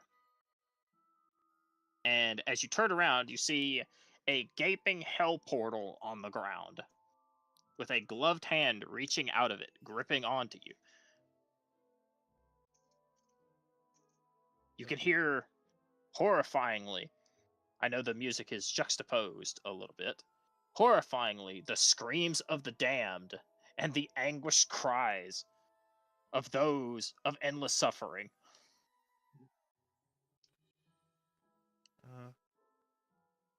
Is that allowed? Looks at teacher. Oh, yes, she just likes to make an entrance.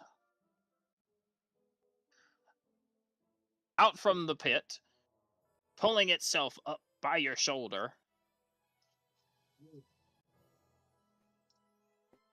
a pale figure with fanged teeth akin to that of a vampire, and red hair will emerge from the depths of hell. She bears forth something akin to a conductor's uniform, and the devilish red eyes of someone not from this world, or perhaps an undead. She will whisper into your ear and just say, "Hello."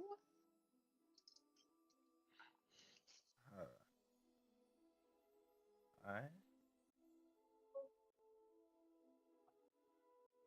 She will, well, she will bombastically leap over Zip's head and spin around like a ballerina and join all of you in the center. And I will put her art up on the up for you all to see.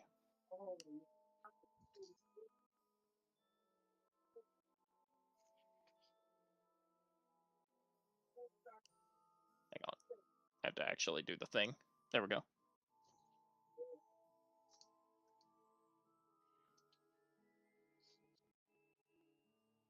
Ooh, first years.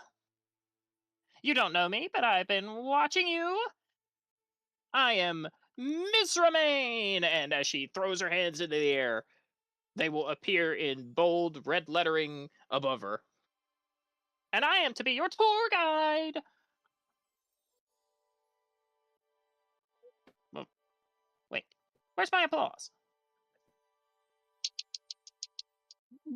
Thank you, thank you. Small clap. I am your guide to internships this year. Well, I do it every year, out of the kindness of my heart.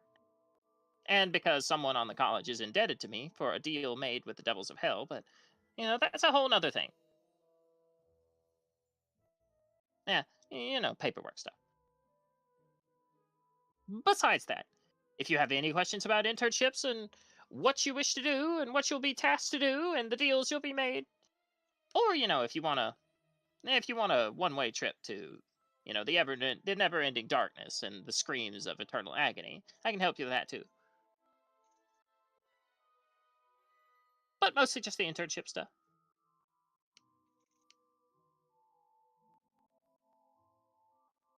Ugh, okay, well, I see none of you are particularly enthusiastic about internships, so how about we just get a jump start? You, Raggedy Ann, get back up. You, get over there.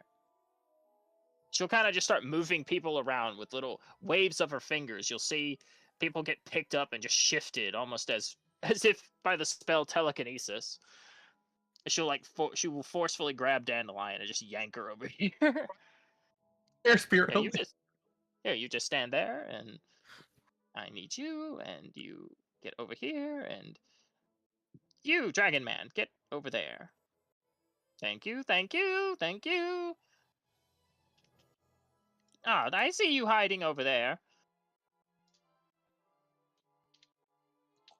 No, no, no, no, no. You stay right there, young man. She'll point at you, Rufus. Pauses the game. Oh shit! She's beyond the game. True. Devils. With a slap of her hand in the middle of thin air, everything will freeze, and you all lose the ability to move on your own. Get this big ugly brute out of here as well. So boring, so boring. Only the first years are interesting. Everyone else is already so sure of what they want to do with themselves. No one wants to make any risks, experience new things, die in the pits of fire, be hunted forever by the devil hunters, stuff like that. But your minds are still malleable and mushy. Perfect. And with a little whoosh whoosh, I will show you all about the wonders of internships. She will snatch you all up. And once you're all organized, you'll see something emerge from the darkness. I don't have a model of it, so we're just a little bit of theater of the mind. A gaping dark portal will begin to float around you as you are all grouped up. Before you have the chance to react, a large bus made of sheer ebony blackness will leap out from the gateway. Someone is mega yapping. Yeah, mute, please, Axel.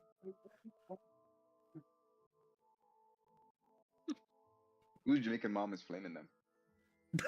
Anyway, I might have to mute him. The server mute. Yeah, might have to admin mute him. The PC's too fucking laggy when I open Discord. I can't do it. There we go. He did it. All right. A large school bus, with the body of something that you have never seen, basically just a foreign technology you have not seen, will emerge from the shadows bearing a large set of jaws on the front grille, akin to that of a shark, and it will consume each and every one of you in one big chomp. And it will dive below into the floor, and you will all be teleported.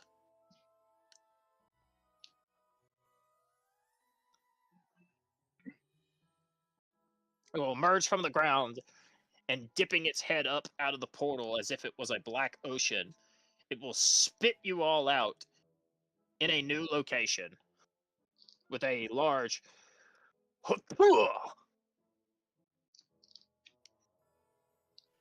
Let's see. Is everybody here? Is everybody here? No, teleportation getting expensive, I see.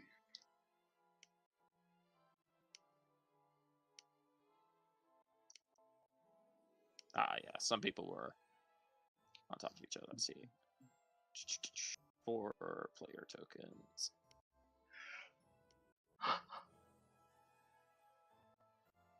Who is missing? Is someone missing? Let's see. Zip, R, Rufus. Yeah, no, nobody's missing. Cool. For some reason, I thought we had a player missing there. And I will move you all here. When the monstrous, mechanical, shadowy organism bus spits you out to the new location, you find yourself surrounded by walls of thick cobblestone and a dirt floor. The atmosphere shifts, and you see you are surrounded by what looks to be soldiers and knights clad in red.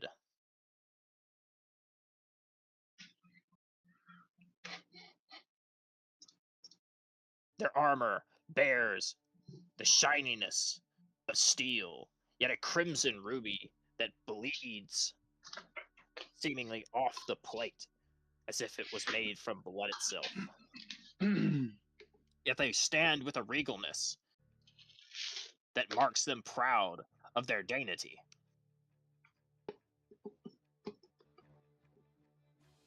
And each one of them bears a threatening aura that sets them apart from any ordinary soldier. You see steeds. Was there supposed to be a scene transition? Okay. Yeah. Never mind. There is a scene transition. I'm just describing. Okay.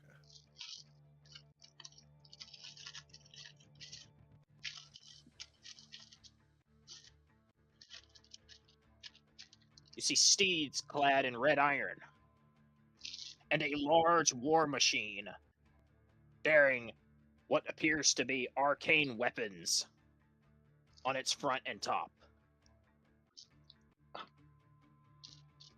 Mobile suit Gundams? Your tour guide will what's a tank? Question mark. Your tour guide will step to the side, and Ms. Romaine will throw out her hands and say, "Welcome to our first little internship expose. Go on. Have a look-see. Talk and make friends."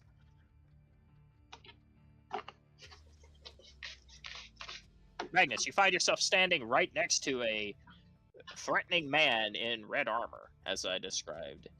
He glares from behind his faceless helmet. And I'll bring up the full thing. Artorias? Omega.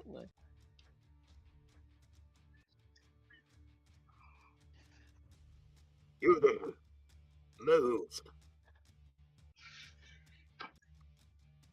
Hello, sir. It's an awful lot of red. He'll just push you. Well, see here. Get a move on before you frighten the horses.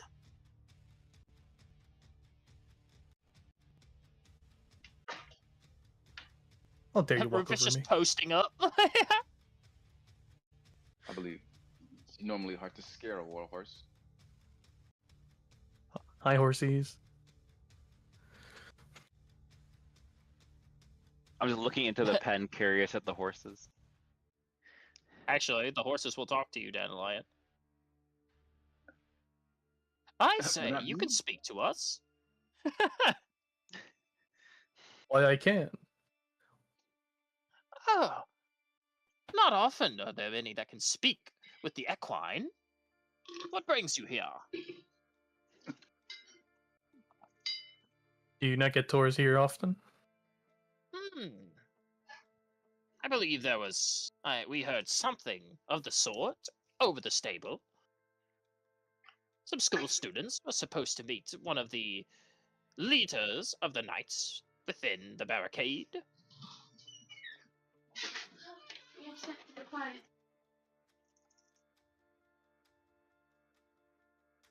Well, do you like it here? Are Snow? you them? No, go ahead. I'm sorry. Do you like it here?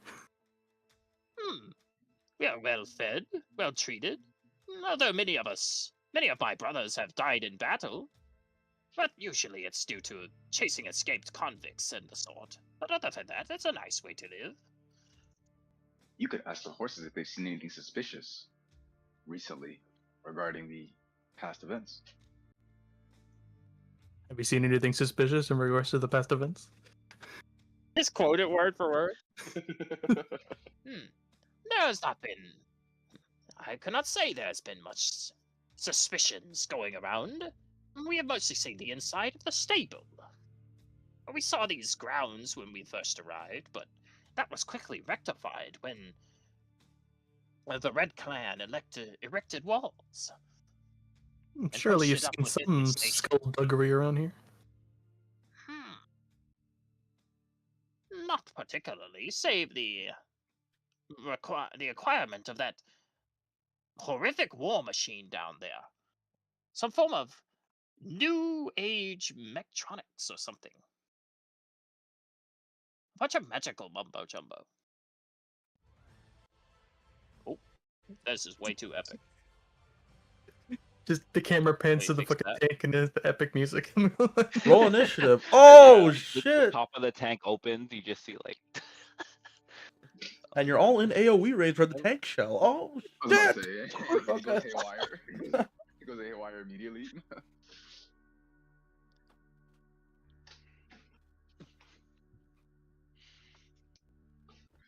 Well, information never hurt.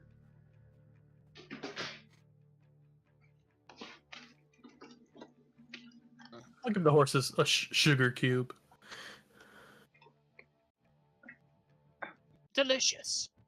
Do you have any blood to go with it? Nice. No, not at the moment. I'll see about procuring it if I see you again, though. Do I? Excellent. Do I know Cannot wait. where we are? Can I make Can I see why it would want blood? Like, just based on its appearance or anything? Sure.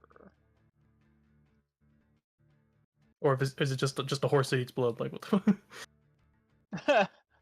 Like there has to be something about it that why it wants blood, right? I mean, maybe. All Give right. me a history check. Can I make nature? Sure. Actually, yeah. Go ahead. All right. Well, it's better than nothing. What you? I can't check. I'm looking. I'm digging through.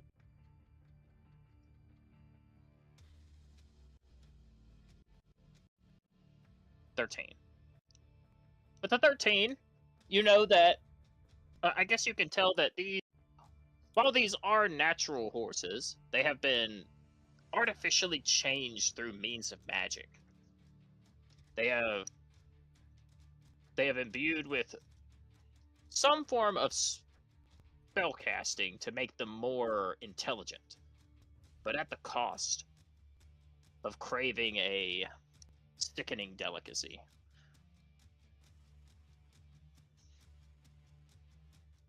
Acre, I wager. You turned my Yes. horse into a cannibal? Nah, just human food. I hope. Unironically,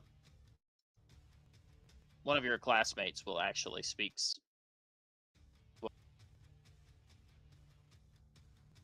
Hannah, from beneath her hood, kind of covered amidst her leather shawling, will step back a little bit and just deign to not move, and she'll just say, "Ugh, I despise the Red Clan."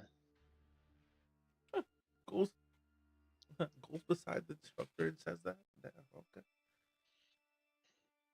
Okay. What did you say, Kai? I couldn't hear. Because she adjusted herself to beside the freaking instructor. It's like, I hate these guys. Like, Yeah, it's just. She's just. It was kind of meant. Yeah, she's kind of meant to be saying that as she's backing up. She's. You guys can go on ahead. I'll just stay here. okay. Yeah. So the internships.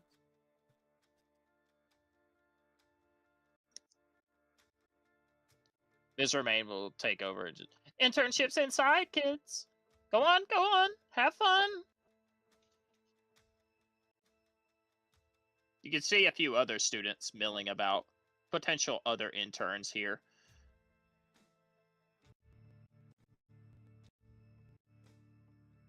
Oh, here, let me slow down a little bit. Let me Grim, you're free to move and explore if you want to. Well, after I unpause, let me move R so he can kind of catch up with you guys, because he's on his tablet.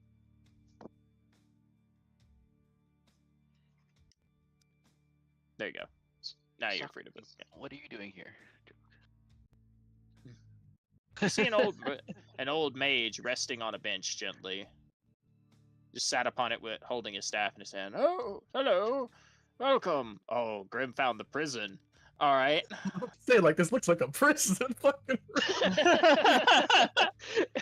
Is that why he kept opened the door and then closed it and just kept walking? I saw that. I just kept walking to like, yeah, we're just gonna keep going. Grim just bolted then. Grim, stepping inside, you are immediately met with the iron bars of the prison. And not being one too familiar with the prison yourself, you've probably never been arrested, considering how well kept you are, and you tend to keep your nose out of trouble, you know, very posh. Not really a dirty dealer. You can see that the students... Well, yeah, except for that part. But, you know, that you never got convicted of that, so it never happened.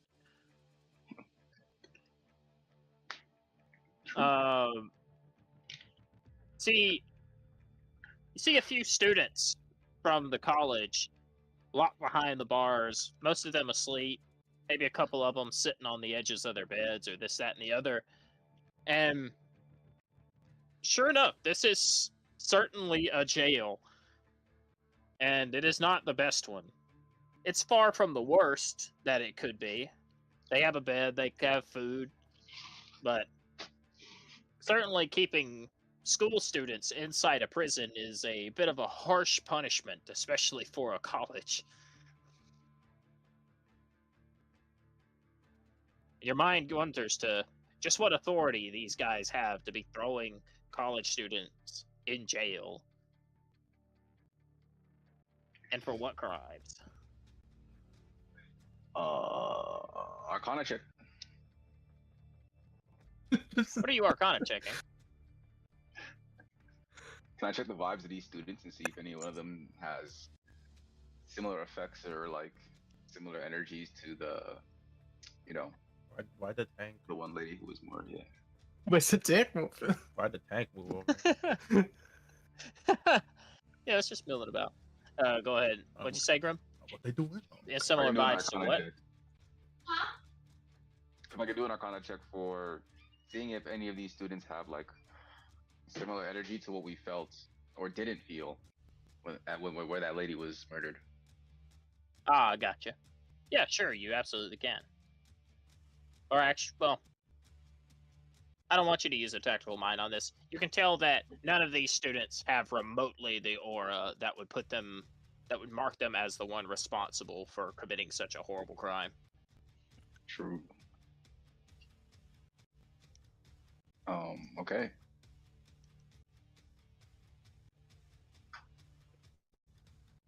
Where's the instructor?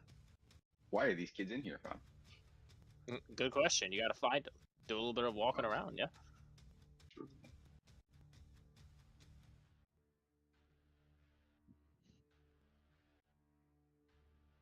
There's a suspicious man in here. A suspicious man, you say? Up here. Looks I like know an that. Oh, that's a fellow student. True. Okay. There's other students here. Rooms. Ready? Check out the prison. Barracks. Mostly just see a few knights. Sorry. Oh.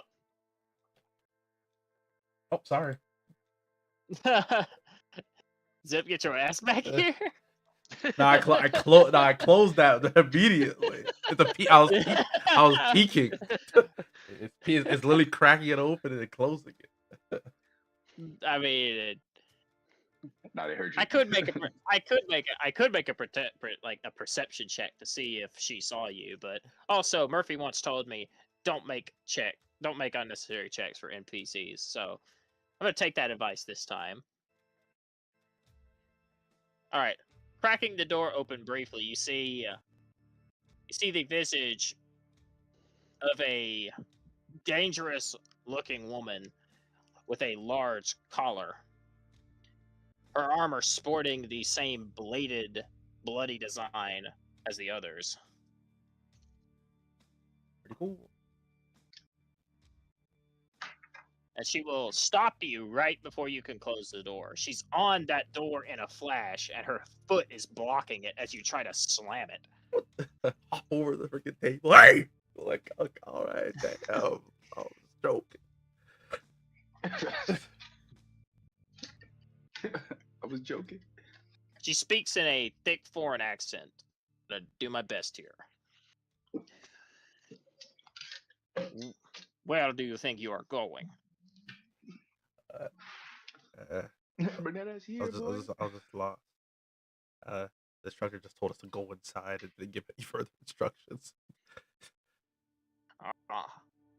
You are this year's first mages, yes. Yeah. Good. Then it was you I am waiting on. Huh? Go get your friends. Bring them here. I stumbled across the right place. Oh, okay. That was close. Guys, come out. Everyone's gone. Oh, okay. Well, The tour guide dropped you off. Good luck. Teleport to him. Yeah, I opened the door for you grimly. What's up, Rufus? I see you kind of exploring the prison. The student over here that's just horror farming against the wall. Just. I'm looking at this one person in the cell who looks like she has a gun. She does, yeah. Or he. Whoever. I'll stop in front of the cell of the person with the gun and then conjure my gun into my hands. Why are you here? I'm just holding the gun just so she doesn't feel alone, or they don't feel alone. I don't know if it's here. I'm just gonna. Yeah, that day is fine. Yeah. I shot someone.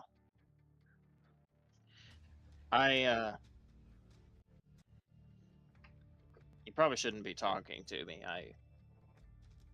I'm gonna be here for a couple more weeks. Weeks? I don't want to get you in trouble.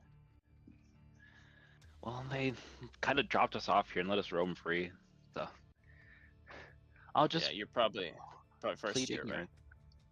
Yep. Oh, then this is one of your internship stops.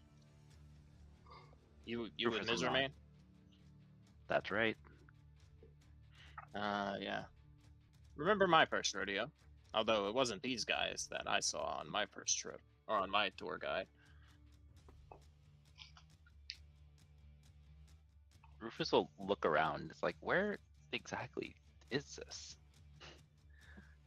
Oh. Well, technically, we're still on Kedwin grounds. But they're mimicking somewhere else. You're smart.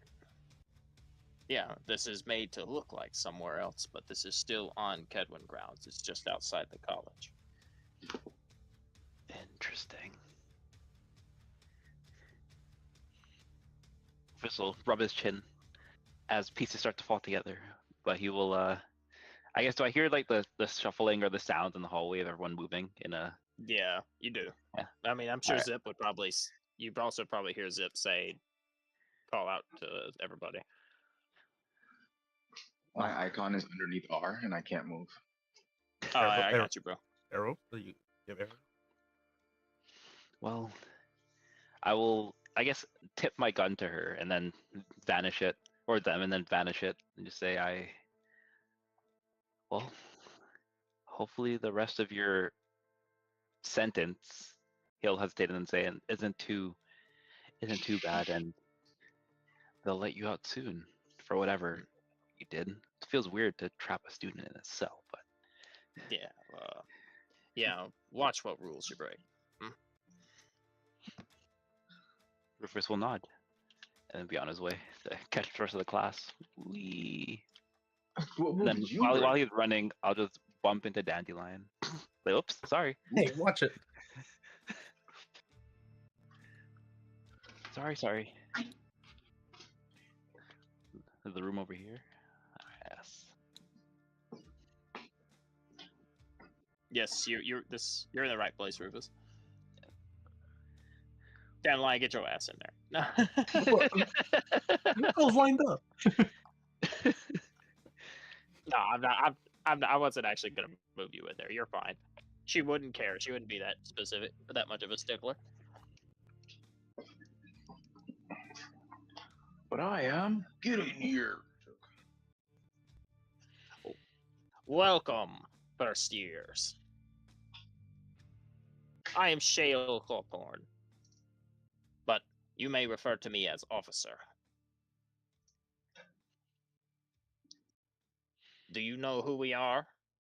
I was instructed to give you some motivation. So, here's what I'll do. First to guess right. And I will give you... I will give you something from our personal effects. Something meaningless to us, but perhaps useful to you.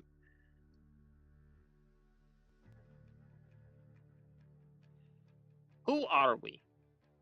If you know. And what do we do? You're the blood clearance, man. Do you say that? Do you say that, Dandelion? Am I forced to answer both parts of the question?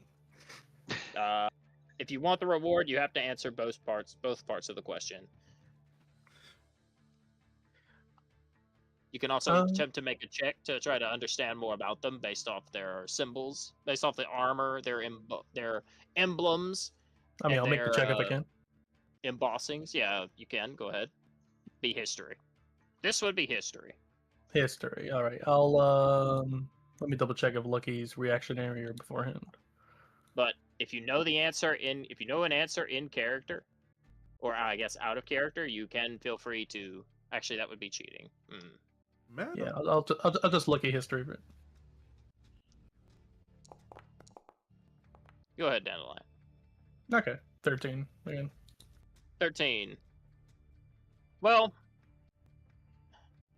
you know that, unfortunately, Dandelion, 13 does not tell you the answer to both parts of the question.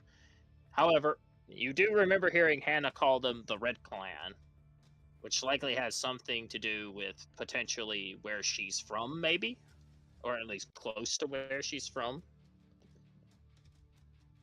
They're certainly notorious enough to have a name and be recognizable based upon their features. A distinct red. And also, you know that their crest belongs to a particular country by the name of Kowloon.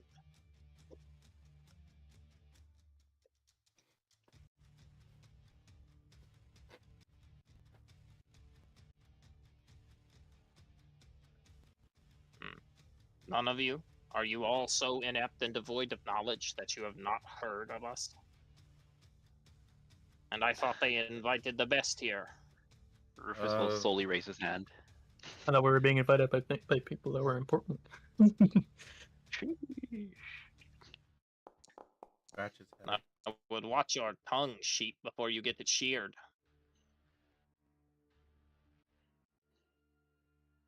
Zip. You know that Do you know that this is likely a group that belongs to the Blood Cairn of Kowloon? Oh. And you know that the Blood Cairn is the most dangerous, high-security prison on the continent. Now, what their affiliation to it is, you're not 100% sure. But they are certainly not just guards. That is for sure. They're not prison staff.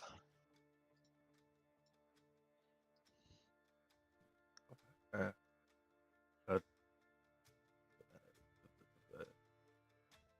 guess you guys are the blood carrier.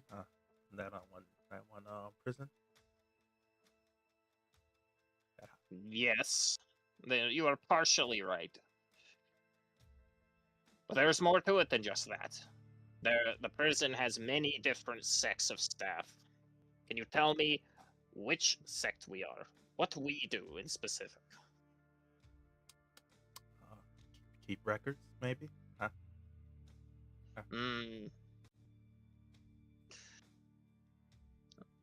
Not quite.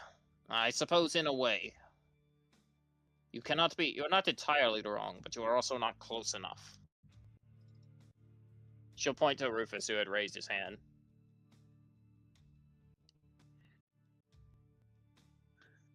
So, Grim, if you had any answers or any requests, you are muted. Just so you know. Well, maybe I'll... Can I also roll a history before I answer? Yeah, you can, Rufus. Alright, let's see. Gimme. Okay. Yeah, he knows. He's gonna be winning today.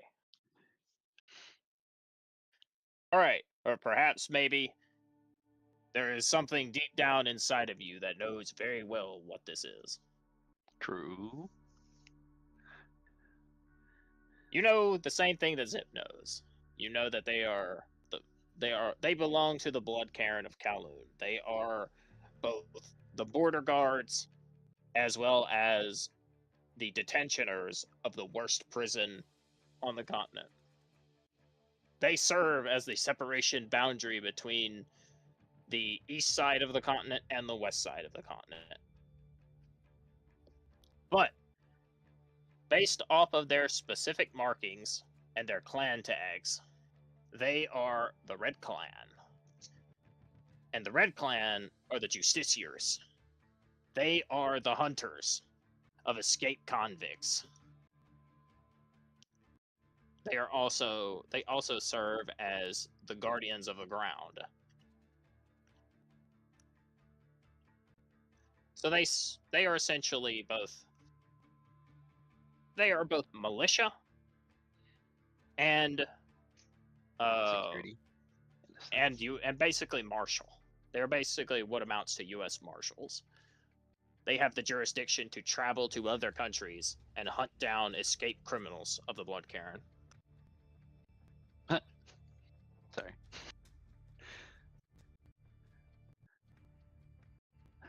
Alright, Rufus will, I guess, put his hand down, seeing her look over. And say, I guess it was a surprise seeing you here, but I guess I remember. What Zip said is right. You're from the Blood Cairn, but you're also. I don't know how to say it without just repeating what you said word for word. Yeah. You just want to say what I said. You could just tell me. Yeah. I'll just do that. All Instead right. of trying to paraphrase it the easiest way. I guess it took you a little bit of soul searching to find that out. Or to remember. I'll raise an She eyebrow. gives you an answer that leaves you feeling a little disturbed. It makes you wonder if she knows something about the depths of knowledge beyond what you know. Nevertheless, yes, that is an appropriate answer. She will reach into her desk and pull out one of the drawers. She'll fumble around in there. You'll hear what sounds like the movement of notebooks and quills, perhaps parchment. And she'll take out what looks like a little red gem. Unironically, the shape of a D4, and she'll throw it to you. It looks like a small caltrop, but it is a ruby cut in a strange D4-esque shape. And she'll just throw it across the room to you. I'll catch it. From our No, personal I'll respect it. for being correct. I will not tell you what it does. You can find out on your own. You are a student, after all. It is your job to learn. And it is my job to teach. So, welcome, first years. Welcome to the halls of the Red Clan. At least a pale mockery of their beauty.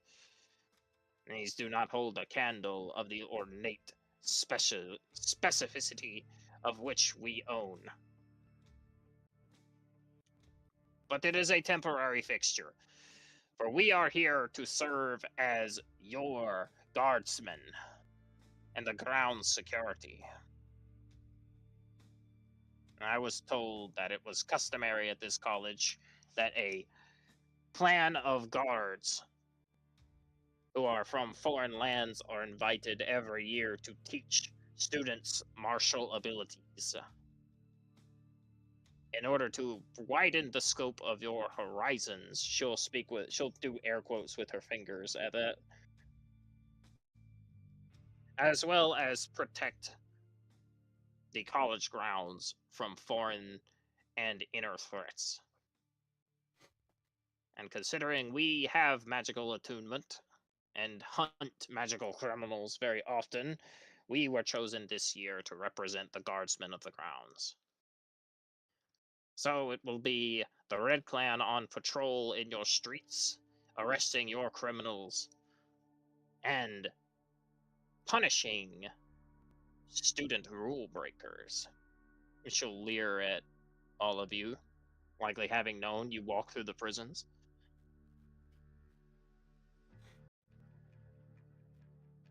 Your nod. So if you do not want to deal with us, I would suggest you keep your noses out of trouble, That aside, we are here to mark one of your internships. If you wish to practice the fighting style of the Red Clan, as well as our magical synchronicity, and learn about how to blend blood and mana with machine, you will do well to heed our instruction. But if you have no interest, you may leave. We do not have time to waste on those who are uninterested with initiation.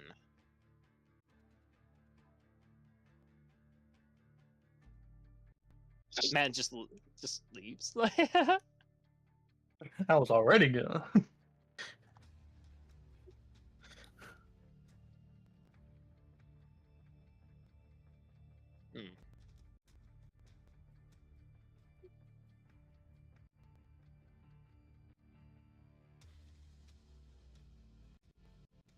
Madeline will walk up with a bit of interest. If you can teach me how to kill someone even harder than I already can, I'd be down for that. Where do I sign up? Jill will open the ledger in front of her and slide it along the table. Sign your name in the essence of your very life itself.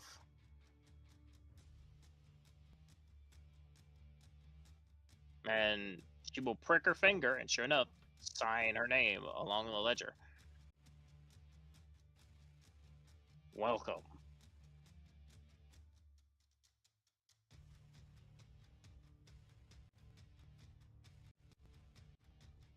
Oh, considering Rufus and Zip and R, the three of you are still in here. Did you wish to sign up for internship with the Blood Clan?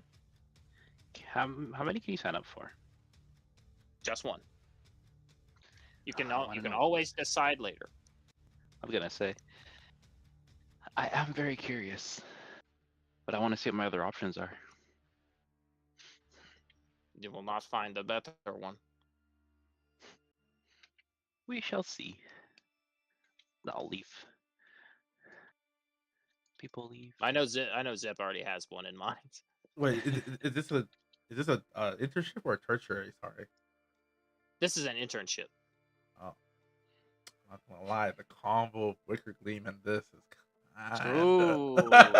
That's why he's kind of sitting, leaning against the wall. He's kind of arms crossed. He's kind of contemplating at the moment. This is the double. If you want to be the ultimate mage killer, like, yeah, this is an internship. They're going to teach you how to not only use martial capabilities, but also imbue it with machines, which is why there's a tank sitting out there.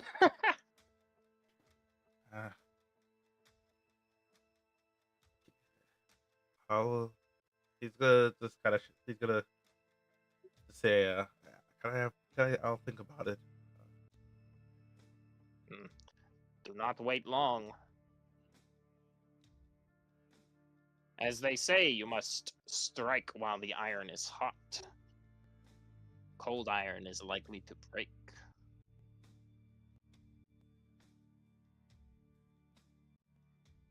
What about you, R? I talk to the person who is speaking right now and tell him I was not really interested. I kind of wanted to explore more, but the mention of being a guard, that is part of my destiny. Tell me more about you guarding this place, and I might be interested in signing up. Very well. If you wish to learn more about this internship, essentially, it will boil down to you will perform evening patrols with the Red Clan on school grounds. The hours will be harsh. You will not get much sleep, but you will learn how to operate on little function. Your body will be further immune to things like exhaustion, hunger, and thirst. And you will also learn to kill. You will learn to strike your enemy's weakness, and you will learn to subdue them either violently or non-lethally. Hold on now. Question: what is this for again? Or I forget the name of it exactly. This is an internship. Internship. I also asked. No, at first I said I already know how to kill people, but I'm always down to learn more skills. And also, does any other internship have the potential of being guards or anything, or is this the only one? This is the only one where you will actually get to be a guard. You'll get to guard the school grounds and patrol them with other soldiers and stuff like that. With that being said, it seems like this is the one for me. I was just going to pick randomly and write some stuff on a paper and whichever one I grab. But with this one being guards, I think I would like this one the most. Sign me up. Very well. Then sign the ledger, and she'll push the book towards you. Touch your finger, and write it in your own blood. I prick. Sign it in big bold letters. My letter R. Excellent. 2, maybe 3 takers. ambitious this year, aren't we? We will prepare. We will prepare your internship course, and you will begin very shortly. At the end of the first night. For now, enjoy the rest of your evening, and get to know the internships that you will not be participating in. You will be summoned in short order.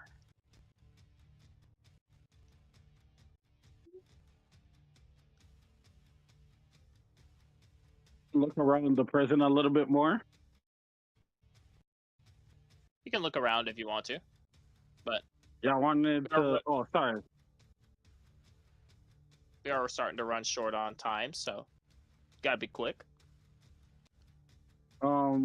Quickly, I just looked down the hall that nobody went down. That I think that long, deep one on the right side, and just open the first door I see to see if anything's in there.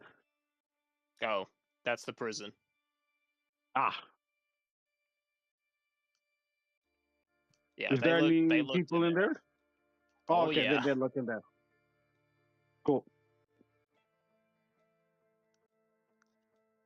Yeah. Yes, sir. All right, moving out.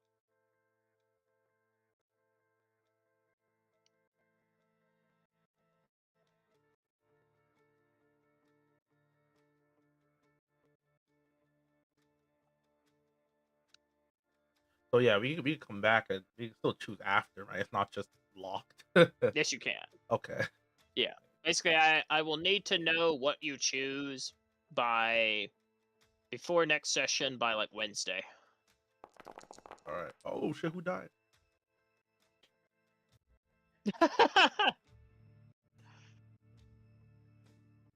Anyway. Rolls menacingly.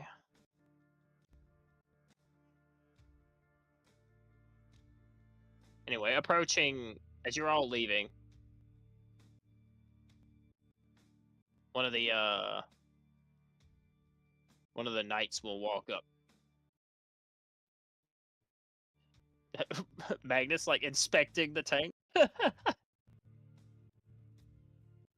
One of the knights clad in a finer set of armor will approach.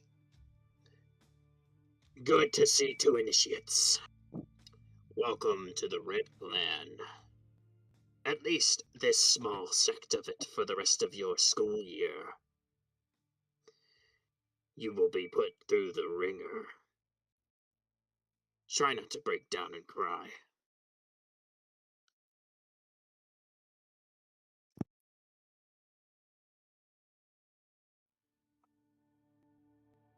And out of character, that's who you will be spending your guard shifts with.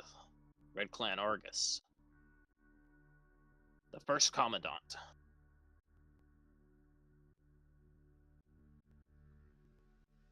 But you are all free to leave. Come along now. Don't be slow. We have more places to see, more places to go.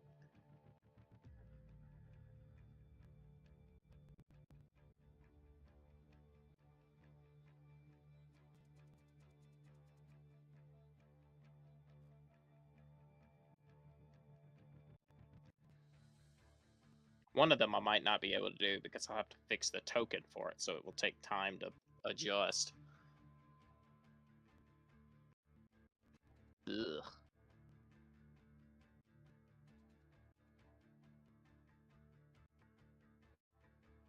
Let me get the Red Clan's music out of here. Change to something like, go back to like this.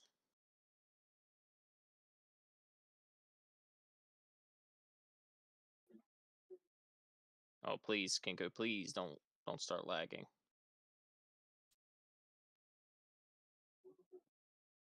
All right. You are once again quickly. Ivy put the picture in the memes. Yeah, that's pretty much it. Pretty much, yeah. You are once again swallowed by the bus and shifted verily through the pathways of hell and into another area of the college. Peering outwards. Well, let me get Grim out of here, and some of you spawned inside the walls. Those who have already picked their internships, I will leave outside, just to speed things up a little bit. And let me move everybody here. Because I picked my internship, do you still need me for a second? If not, could I No. go just grab something to eat? Of course, bro. Of course. We're about to end the session anyway. So yeah, go ahead and get you something to eat. Oh, thank God. All right, perfect, cool.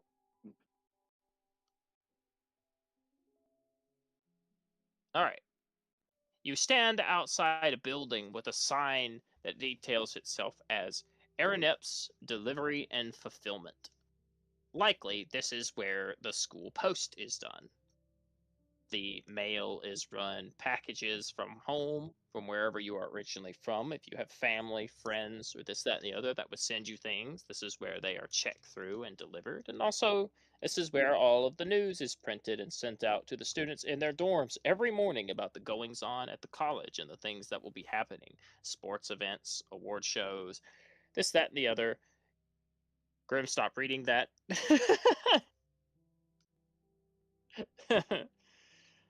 Yeah, this is just a quick map. I didn't make this one. It's just a one-time little use thing. Man was hovering over that Patreon.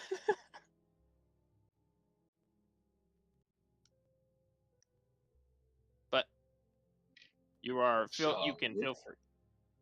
You feel free to step inside if you wish to explore. But also, if the idea of delivery and mail and school news has no interest, you can remain outside. Oh.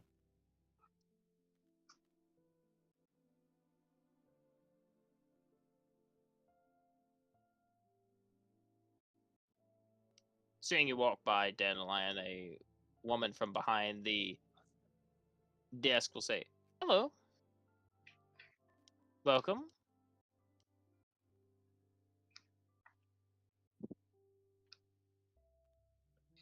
I take it this is where the magic's done.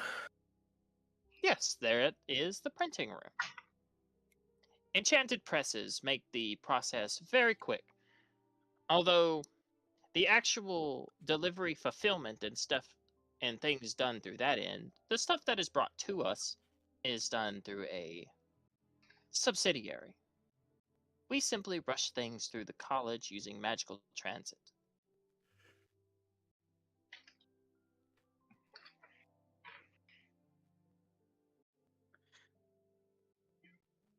Well, there's certainly something to be said about helping expedite that kind of stuff with magic.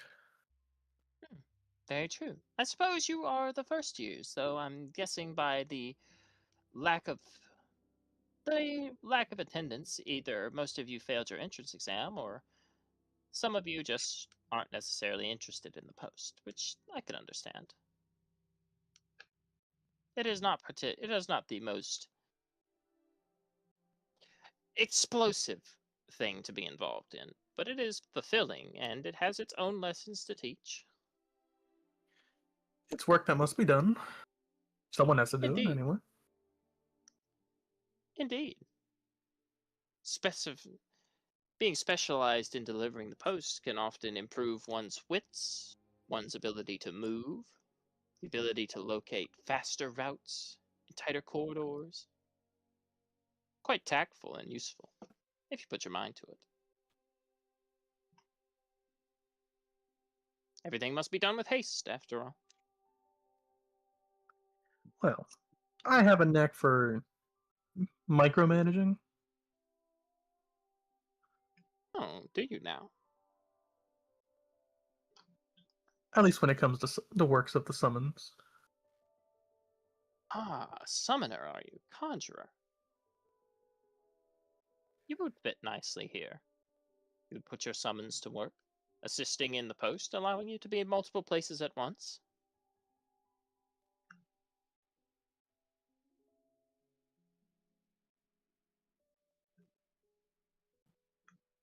Would you like to join the post this year? Certainly more interesting than working up iron cells. Mm. Indeed, the Red Clan were chosen this year as the security and as the monitoring and guarding sect of the internship, and they are uh, they are too much to handle. I would be rid of them as soon as possible. Well, we'll see just how good their work is, I suppose. Especially with a murder on the campus. Yes, I heard about such an awful thing. It is unfortunate that we are going to have to print about it shortly. But currently, the staff has put a hold on that information, and we are not allowed to post it out to the students for fear of a panic. But I have already discussed, and most of the teachers are in agreement that we will have to put it out into the post, as well as the new curfew rules within the next night. I'm sure a lot of people are going to be thrilled about that. It is a stress I would hate to put on anyone wishing to join the post this year. But so long as you have the stomach for morbid topics, it is a good time for news, I guess. Not school news, but certainly news if you enjoy drama and the exploitation of the masses. A business that strives on the unprecedented times, as opposed to the precedented.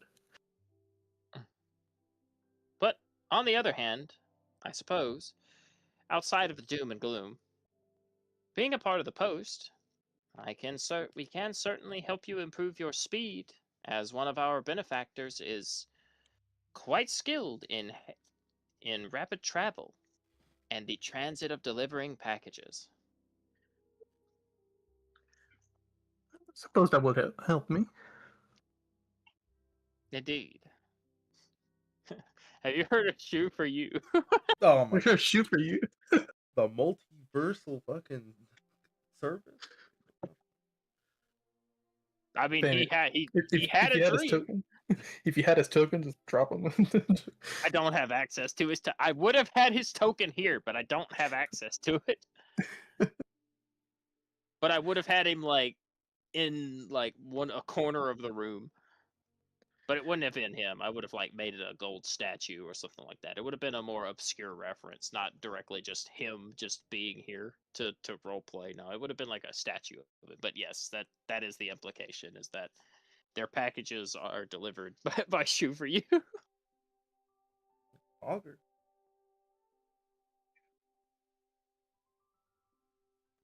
Oh, if you would like to join, you are welcome to sign our ledger, and we would appreciate all the hands we can get. Well, I'll ask you this straight up, out of character. How many other ones? I know they're on a time crunch, and again, I need them settled for next time. So just if you could give me like a rough blast of what the rest of them are, if there are any. There's Polyps Potions. That's going to be the alchemy course or the alchemy internship if you are into potion making and stuff like that. And then there's Whole Arms, Arcanism, and Weapons. That's the weapon forging if you want to learn how to do the smithing side of like artificy and stuff like that. If you want to be able to craft magic weapons or learn about the materials to make them, you do that. All right. So just based on just casual glance, we'll just jot down for this one then. In that case. Yeah. Okay. All right. Thank you. It's nice to see someone interested in the school news. Although I cannot say it will always be the news, you will be having to deliver letters from families and gifts and things like that as well. It'll aid me in my ability to multitask with the many summons. It should give you plenty of practice.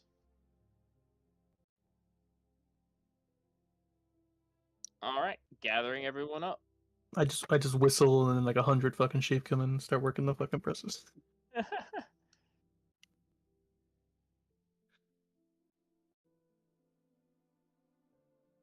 All right. We're probably about to end here. So instead of going into the next like segments, which will take like 10 minutes each, I will do the same thing. And I have to fix Polyp, who's bugged out because her token got changed into fucking into Ms. Remains for some reason. I don't know how that happened. Like I said, I think that's a Foundry bug in the latest edition because that happened to me also in the in that one shot. Really? Yeah. Yeah, I don't upgrade my. I'll update my Foundry just because I don't want any fucking bugs or bad module shit. I just don't touch it. That sucks, man. Okay, well, yeah. For some reason, it only happened to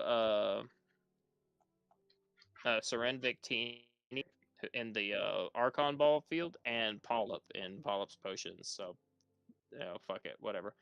But we're about to end anyway, so and it will. I would have to fix Polyp's token then end, so I might as well just go ahead and end it now and just say do like what I did with Ivy. Between Toy and Kai, the two of you who have yet to pick an internship. I know Grim. Oh, Grim was interested in Florence's bookstore, so Indeed. He's probably gonna stick with that. Is Indeed. that right, Grim? All right, cool. Out of the two you've got coming, we're still gonna go to Polyp's Potions, and we're gonna go to Whole Arms as well, because even if you don't internship there, you can still shop there, because they sell potions and weapons and things like that for training purposes, of course, quote unquote.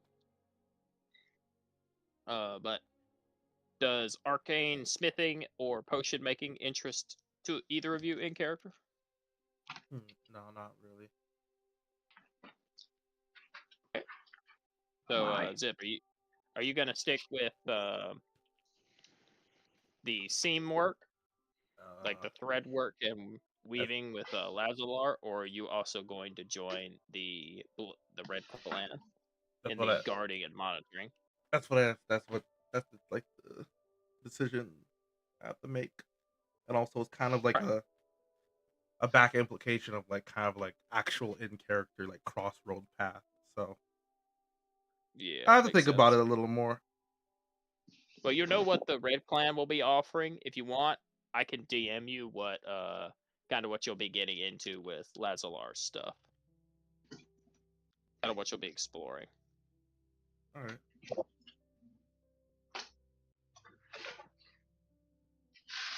And Rufus, what about you, sir? You kind of have an idea? I think I'm gonna lean into the arcane smithing. Make your guns But better? I will, yeah, make my guns better. The guard does sound interesting though. Can I do part time? Can I do half and half? No, I'm kidding. No. No, I didn't think so. Can I take an audit? Yeah. Can I audit the course? Part of the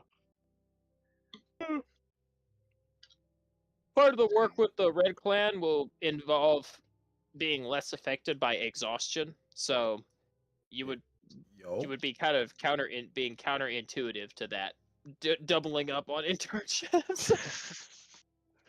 True. Hey, why don't you just Literally working yourself. 1 year you do this, 1 year you do one internship, another year you do another job. Exactly. Okay, well, And shit, you can actually do that then, shit. All right. Yeah, you actually can do that. I mean, but technically, if you want to get into it, the Red Clan is only here for this year. Every year, the monitoring and guarding they rotate. Oh, I'm probably gonna go with them since that's a limited time. Yeah, I might also. Assuming the other ones aren't rotating. Like, is the Taylor rotating? Because he has a store set up here. So is that like just always gonna be there? It really depends on what they do in character. Like Lazalar tends to travel a lot, so while she does have a store here, she does travel. But the thing is like what I'm getting at is the Red Clan is like the monitoring and guarding, they rotate every year where it will be a different clan that's doing monitoring and guarding from a different country. So maybe it will be Guard next year or Imperial Guard. And the tactics and strategies will change based off whoever's teaching it. So it's the same general knowledge, but slight variations on the specifics. Gotcha. Yeah, it's just the Red Clan this year because I like to bring back Kowloon every couple things. I'm saving all my Empire stuff for the Empire campaign, but which is why Madeline's here. She's here as the ambassador to the Empire to let you get to know them a little bit better. Because there's about to be a campaign that's going to take place in the Empire. Does it strike back? That prison campaign. It actually already has struck back. It was out of D&D campaign. This is Revenge of the Sith. No, I'm kidding. Yeah, it was that actually, the Empire Strikes Back actually happened before the very first campaign I ever ran. That prison campaign though. Yo. True. Coming. Oh, it's a minute ago.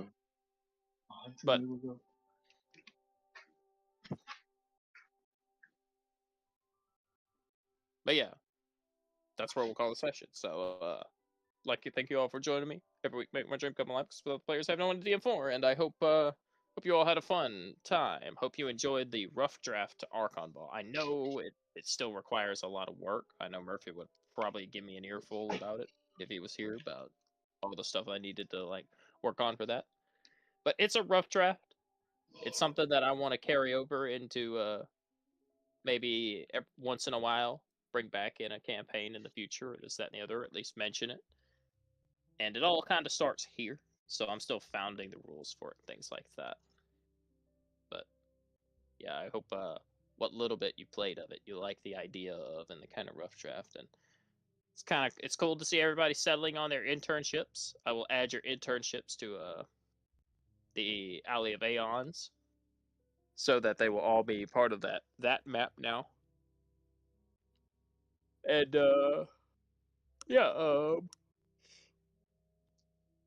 Kai, just let me know which one you decide on fully.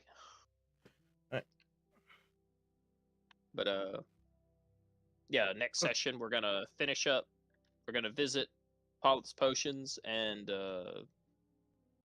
Whole Arms Organism and Weapons, and then we're gonna go to we're gonna do our tertiary classes, and then we're gonna end the first day of school. So that'll be what happens. We're gonna learn about the tertiary classes. We've already met a couple of them, so won't take super long, and then we'll end the first day, and you'll get to see what happens during the night as your internships. Well, some of you, your internships will begin. Those of you who will be joining the Red Clan, your internship will happen at night. Everyone else will have your internships in the morning. But yeah. So next session, tertiary classes and end of day. But you are all level 6, so level up your tokens, or level up your character sheets. I'll do it between sessions, but Okay. We'll do favorite, least favorite.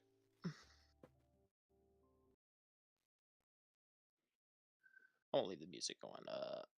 Axel, if you want to do a favorite, least favorite. Actually,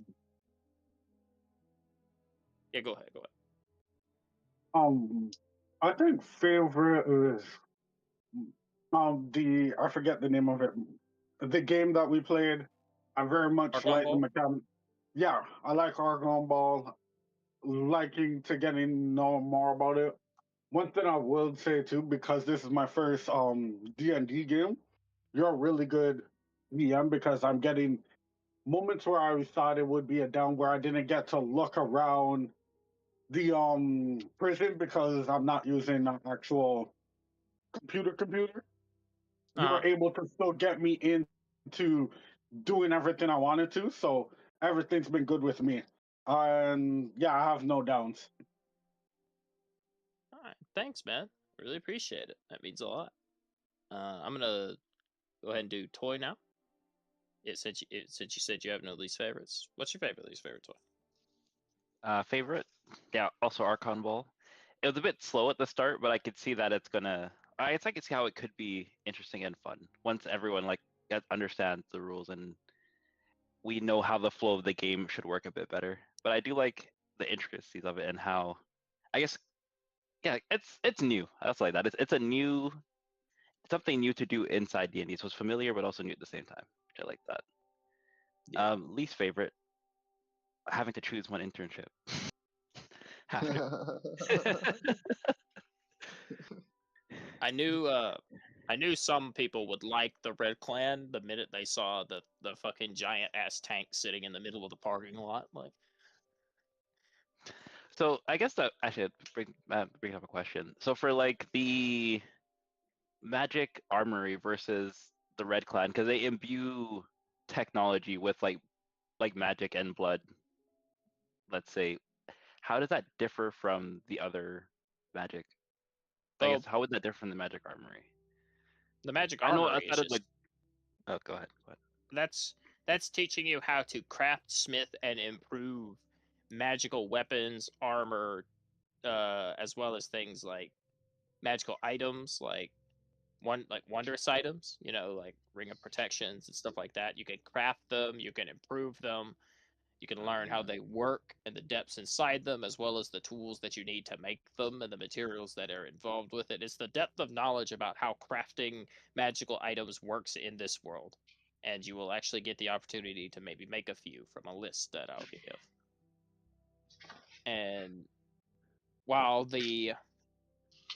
what the Red Clan does is they just imbue things that are already made with power. Like, the tank is just a steel shell and is powered by their magic that they flood into it. They use their blood and their insidious arts to basically bring it to life. Oh, okay.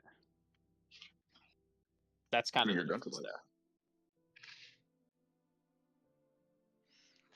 there. That seems more interesting. All right. It's kind of making a living machine. It's kind of like making a construct, right? Like a Yeah. construct you can pilot. That's kind of what it is. Pilot my Desert Oh. Eagle. Well, at level 6, I get a second Desert Eagle. But... Okay, that solves that. I will likely then go with the smithing internship. Gotcha. Like Sounds in good. character, he already has some experience because his master is an artificer. This is good. Well, artificy is a tertiary course. Smile. So you could double up. No real least favorite. All right. But I know my least favorite. It was definitely just. It was my lack of predictability on the rules for Archon Ball and the initiative. I need a stable initiative. But Grim, your least favorite. Honestly, Arkham Ball wasn't that bad. I know that as a DM, you're gonna have your own thoughts about it, but overall, it's pretty straightforward.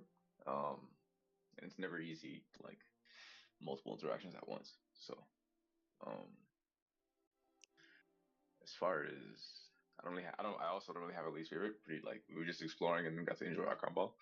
I already know what my answer is gonna be for the most part, so it was already pretty unlikely that I would get knocked off of that decision unless something super crazy different came about. But yeah, no, I'm chilling.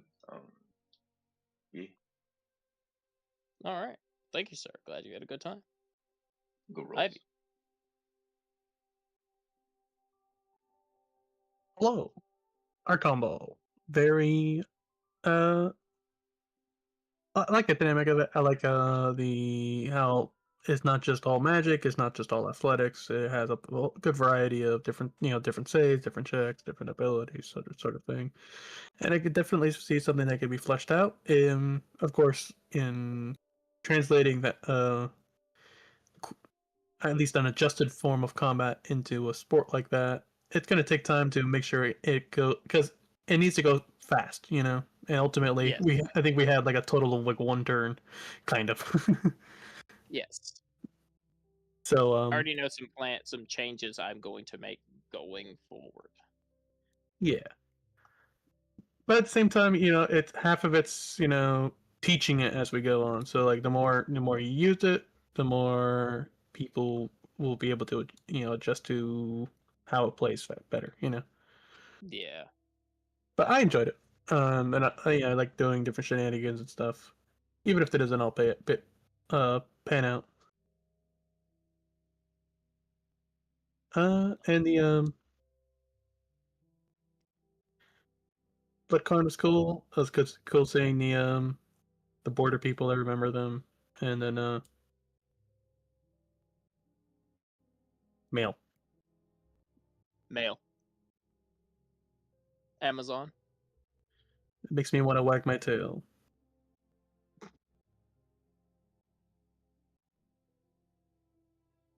Any least favorites? Uh, I don't think I have one off top. Oh, is that the sharks are summons, but they know that they're in a cramped space, so it's kind of sad. This space is too small. Sad. Oh, well, my favorite was Grog falling twice and not doing anything the entire match. Smile. True. Poor Broke. Just got bullied. Deserved. Spider-Man swings by. You're welcome. All right. Mr. Kai, favorite, least favorite. Oh, yeah, it was okay. I guess not going too much into it. I wasn't too interested in Archon Ball, and I could tell that you were still trying to like feel it out. Mm. So yeah, I'll leave that there. And but everything else, I actually like the whole like internship and the introduction with the Red Clan lady or the blood Karen, getting a little in kind of glimpse at how those people act for when that can when that campaign inevitably comes, the prison campaign. It's pretty cool little peek. Um and yeah, their whole deal. Just I don't know the way. Okay, I would say the way you set it up was good because it's like you set it up initially with what's her name, Hannah, I believe her name is, saying like, oh, I don't like these guys. Yeah, I was like, Hannah. oh, Hannah. oh shit, why she like them? Oh shit, and then like it was like the lead up into like, oh yeah, these guys are kind of yeah, okay. It was good. Just basically, it was just kind of like good, like little like storytelling in that sense. I was like, damn, well, all right. Yeah. Well, she's um, well, like I said, your classmates, like the three of them that are with you, they have a lot of. I worked a lot on them. They have their own stories and their own lore, and you can talk to them, and you can always just ask Hannah what her deal is with the Red Clan. probably. Like, I was, damn it, maybe. 'Cause oh, that also goes into another thing. I know I have to decide before next session, but I did kind of Mhm. want to speak to like the Wicker Gleam guy. I want to get some insight from him on like would it like kind of like what would his thoughts be of like if I like took that on because he said how the Red Clan also like kind of hunts down magical escapees, so it kind of like well, aligns with the Wicker Gleam sort of. yeah, So that's I why see what you mean. I want to see like what his opinion would be before I made the choice as well, and also speak to Hannah. But we obviously don't have time to do all that before next session, so uh We can do probably most of that next session. Like, if you want to, like, put off your choice until you speak to um I'm trying to. Oh my god, I'm trying. Marco is his name? Marco, the leader of the Wicker Gleams or the instructor. Yeah. If you would rather hold off your choice on internship until you speak to him and then immediately make it, like as soon as you're done speaking to him, you know which one you're gonna choose. You could do that. Yeah, That's fine. it was kind of him and Hannah, 'cause to see like why she doesn't like them. I'm pretty sure she's probably gonna side eye anyone that like is like taking that internship. And like I think me and her have a good uh it's a good little friendship, maybe that kind of half acquaint friendship build. So that's why I kind of wanted to see where her head's at from for them. But so basically, talk to Marco and her before I made my choice. You can do that. Yeah, you can do that. Just as long as your decision is gonna be made before the end of that session. Yeah, that's fine. Yeah, it was also, but yeah, just keep going off of that. It was cool just seeing the vibes of all these other, even if like, it's not an internship I was like interested in. It's cool seeing like the different vibes of like all the different jobs you can take. So Yeah, that was we've got cool. 2 more. Yeah, that's about it. Pretty good. I like the second half. So yeah. Yeah. I know you said you weren't into magical sports, so I don't know. I figured that this session you were going to be a little bit out of it, which is why I'm kind of spacing Archon Ball out to be a big, more of a like if you want to play it, you can play it. I'm going to refine the rules for it so that the people that want to participate in it can have fun, and then you on the side like going on in the future if you don't want to play it, you don't have to, and I'll have something I can do on the side with your character, like additional internship stuff or tertiary course stuff or this, that, and the other. Yeah. That's what I'm thinking about. Is like so that you don't have to play it, but the people that want to can, and then I'll have plenty of stuff ready to go for the people that also don't want to play it, just to kind of cover everybody. Yeah. Sounds good. All right, my favorite, least favorite. My favorite is I think the ground rules for Archon Ball are pretty good. My favorite is also that I had the forethought to have a plan in place. Uh, just if everybody didn't want to play it, because I had a feeling there was going to be a couple, at least maybe 2 people, at most 3 who weren't really feeling the game, because you can't always tell. So it's like, yeah, 2 people probably aren't going to feel it, but maybe a few people will. So I'm going to have some stuff ready to go, but I didn't want to make it to where everybody has to play it at least once a little bit, so that you can kind of see if you like it or not, or if you can kind of get a feel for the vibe that I'm going for, just for the expansion of the world and the storytelling and stuff like that. But also, I enjoyed introducing the Red Clan, because the Blood Cairn is a very big prison. It is not small. It is a massive facility. It has multiple different factions of the uh of the knights that are organized there. They all have different jobs they do. Oh, I think there's a. I guess I had a. Maybe we'll find out more. But I was gonna say if there's like levels. Is there levels to this? Yeah. Like it. I guess depending on like how severe or how like maybe how dangerous Yeah. the prisoner is. There's levels to it or something. Yes, there is. Yes. Yeah. The Yeah, worst you can get is I don't have names for all of the facilities and stuff yet, because I'm waiting for a campaign that takes place specifically inside the Blood Cairn, and that's gonna be my whole thing. Is I want the Blood Cairn to be my one dungeon setting. It will be like the idea will be trying to escape from it, all right.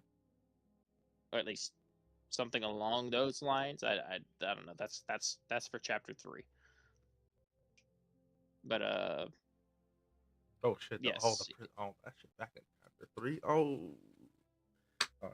Well, I do have to have a campaign that's going to replace Ink and Easel after that got canceled. I have to do a makeup campaign for there, so expect a new campaign to replace that one, and that one to maybe get a remake at some point. But for now, I feel more comfortable just doing a replacement campaign for that one. But yes, there are levels to the Blood Cairn. Alright. The Blood Cairn it is built in between two mountains. Here, let me grab let me grab my world map. Anyway, I'll do my least favorites while I'm grabbing my world map, my continent map. My least favorite is, while we only took one turn because the first round of Archon Ball took a lot of time just to teach everyone kind of how the game is supposed to work and the rules and this, that, and the other. And me still not having all the rules kind of in play yet.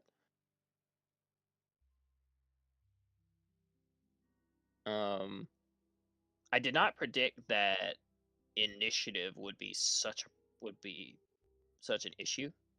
Looking back now, it was pretty obvious, because I thought the idea of having initiative be on the formation, based on the formation you take, was cool. But now I see that it can probably get a little bit too cumbersome. So I might have to start like I did with maybe do a more simplified initiative going forward, and then everybody else, just the first two people who are next to the ball, take a simplified initiative, and then everybody else just rolls. Yeah, I've definitely already feel some adjustments I'm going to make, but I suppose that comes with anything. It's just play testing tends to be necessary and stuff like that. But I don't know. I felt like it dragged a little bit, but I've already said it's like you have to teach everybody. So I'm trying not to get too broken up about it. But I like the idea of the game. And yeah, my favorite was just the internships and the idea of Archon Ball and stuff like that. My least favorite was I felt like the session dragged a little bit in the first half, and I'm excited for the tweaks that I'm going to make to the sport going forward.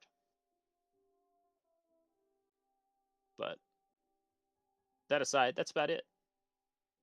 I don't really have too much to say. I'm excited for I am very excited for the tertiary courses and for the end of the first day. But besides that, for those of you who don't know where the Blood Cairn is, I'm going to post it in the, let's see.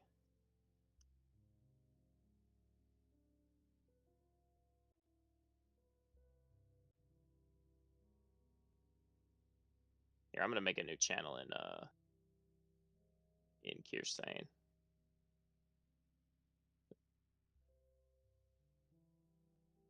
I'm just going to make a general channel.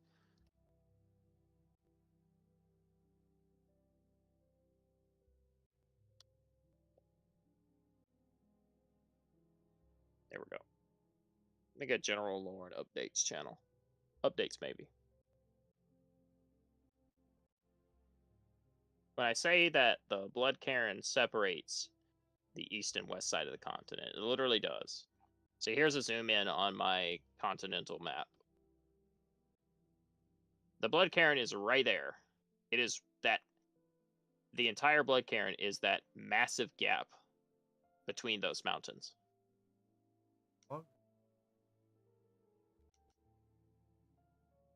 It separates the east side of the continent and the west side. You have to go through it. It is quite literally a prison and a border checkpoint. They inspect you when you cross one side of the continent to the other. You have to go through the Blood Cairn. It has a massive red iron gate that you have to go through that is the color of rust. So if you look on comparison to the world map, you have to cross that threshold on land to go deeper into Kowloon to get to Jaya or Southwark Shallow, unless you want to go all the way around. If you go all the way around down, Zubenza, you can circumvent the Blood Cairn, but it is the fastest way. It is the fastest trade route that's not by sea. If you want to go from East to west or west to east.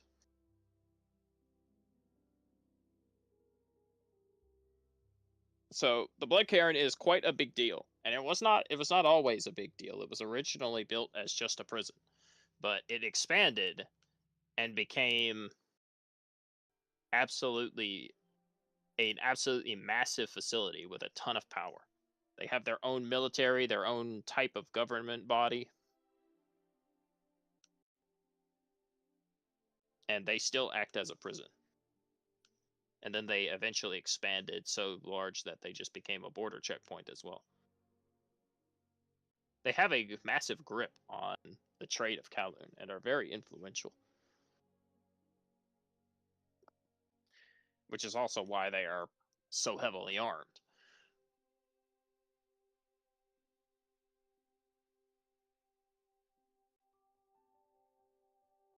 But yeah, that's kind of to put it in perspective of how it's always been. I know I've never really gone super deep into detail, like super deep into map detail, but yeah, that's how it's always been. I've always said that the Blood Cairn separates the east side and the west side of the continent, and it does.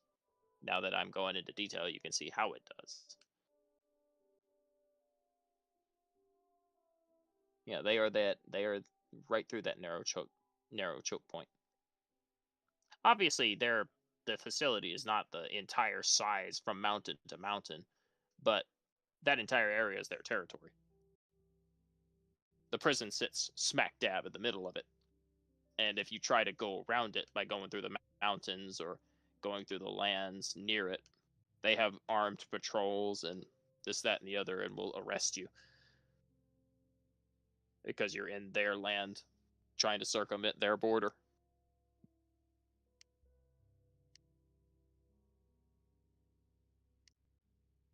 They might, honestly, they might as well be the capital of Kowloon.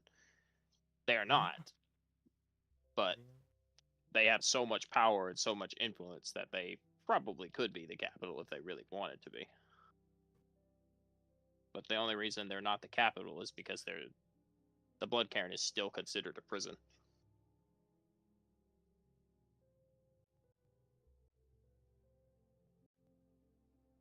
Yeah, the capital of Kowloon is still Sheersis, which is the original home of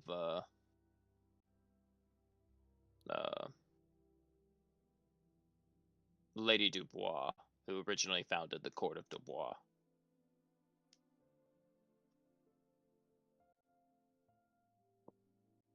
But the High Vampires don't really exist anymore. At least not in the way they used to. I need to do some more lore updates and stuff like that. I just get so busy. And any other favorite, least favorite, or you already say them? Nah, I'm done. I'm done, brother.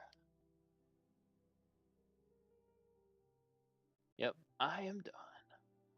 Yep, everybody is free to go. I have to get up and get my shower, and because I got work tomorrow. Are we play D&D tomorrow? What's happening? If everyone's available, I have everything ready for tomorrow. So. Oh. I am available. All right. Now have a word on Murphy, but yeah, we probably maybe would go without him. I don't know. I'll be sorry, guys. I won't be there for like 3 weeks. I got work on Saturday. Mr. E missing a combat? Oh no. Yeah. Oh no. Mr. E, more like Mr. Nurse. Like. All right. On that note, I'm going to go to bed because Good night, but I gotta go. go. Guys. See you guys later. Good rules. Good rolls. Later.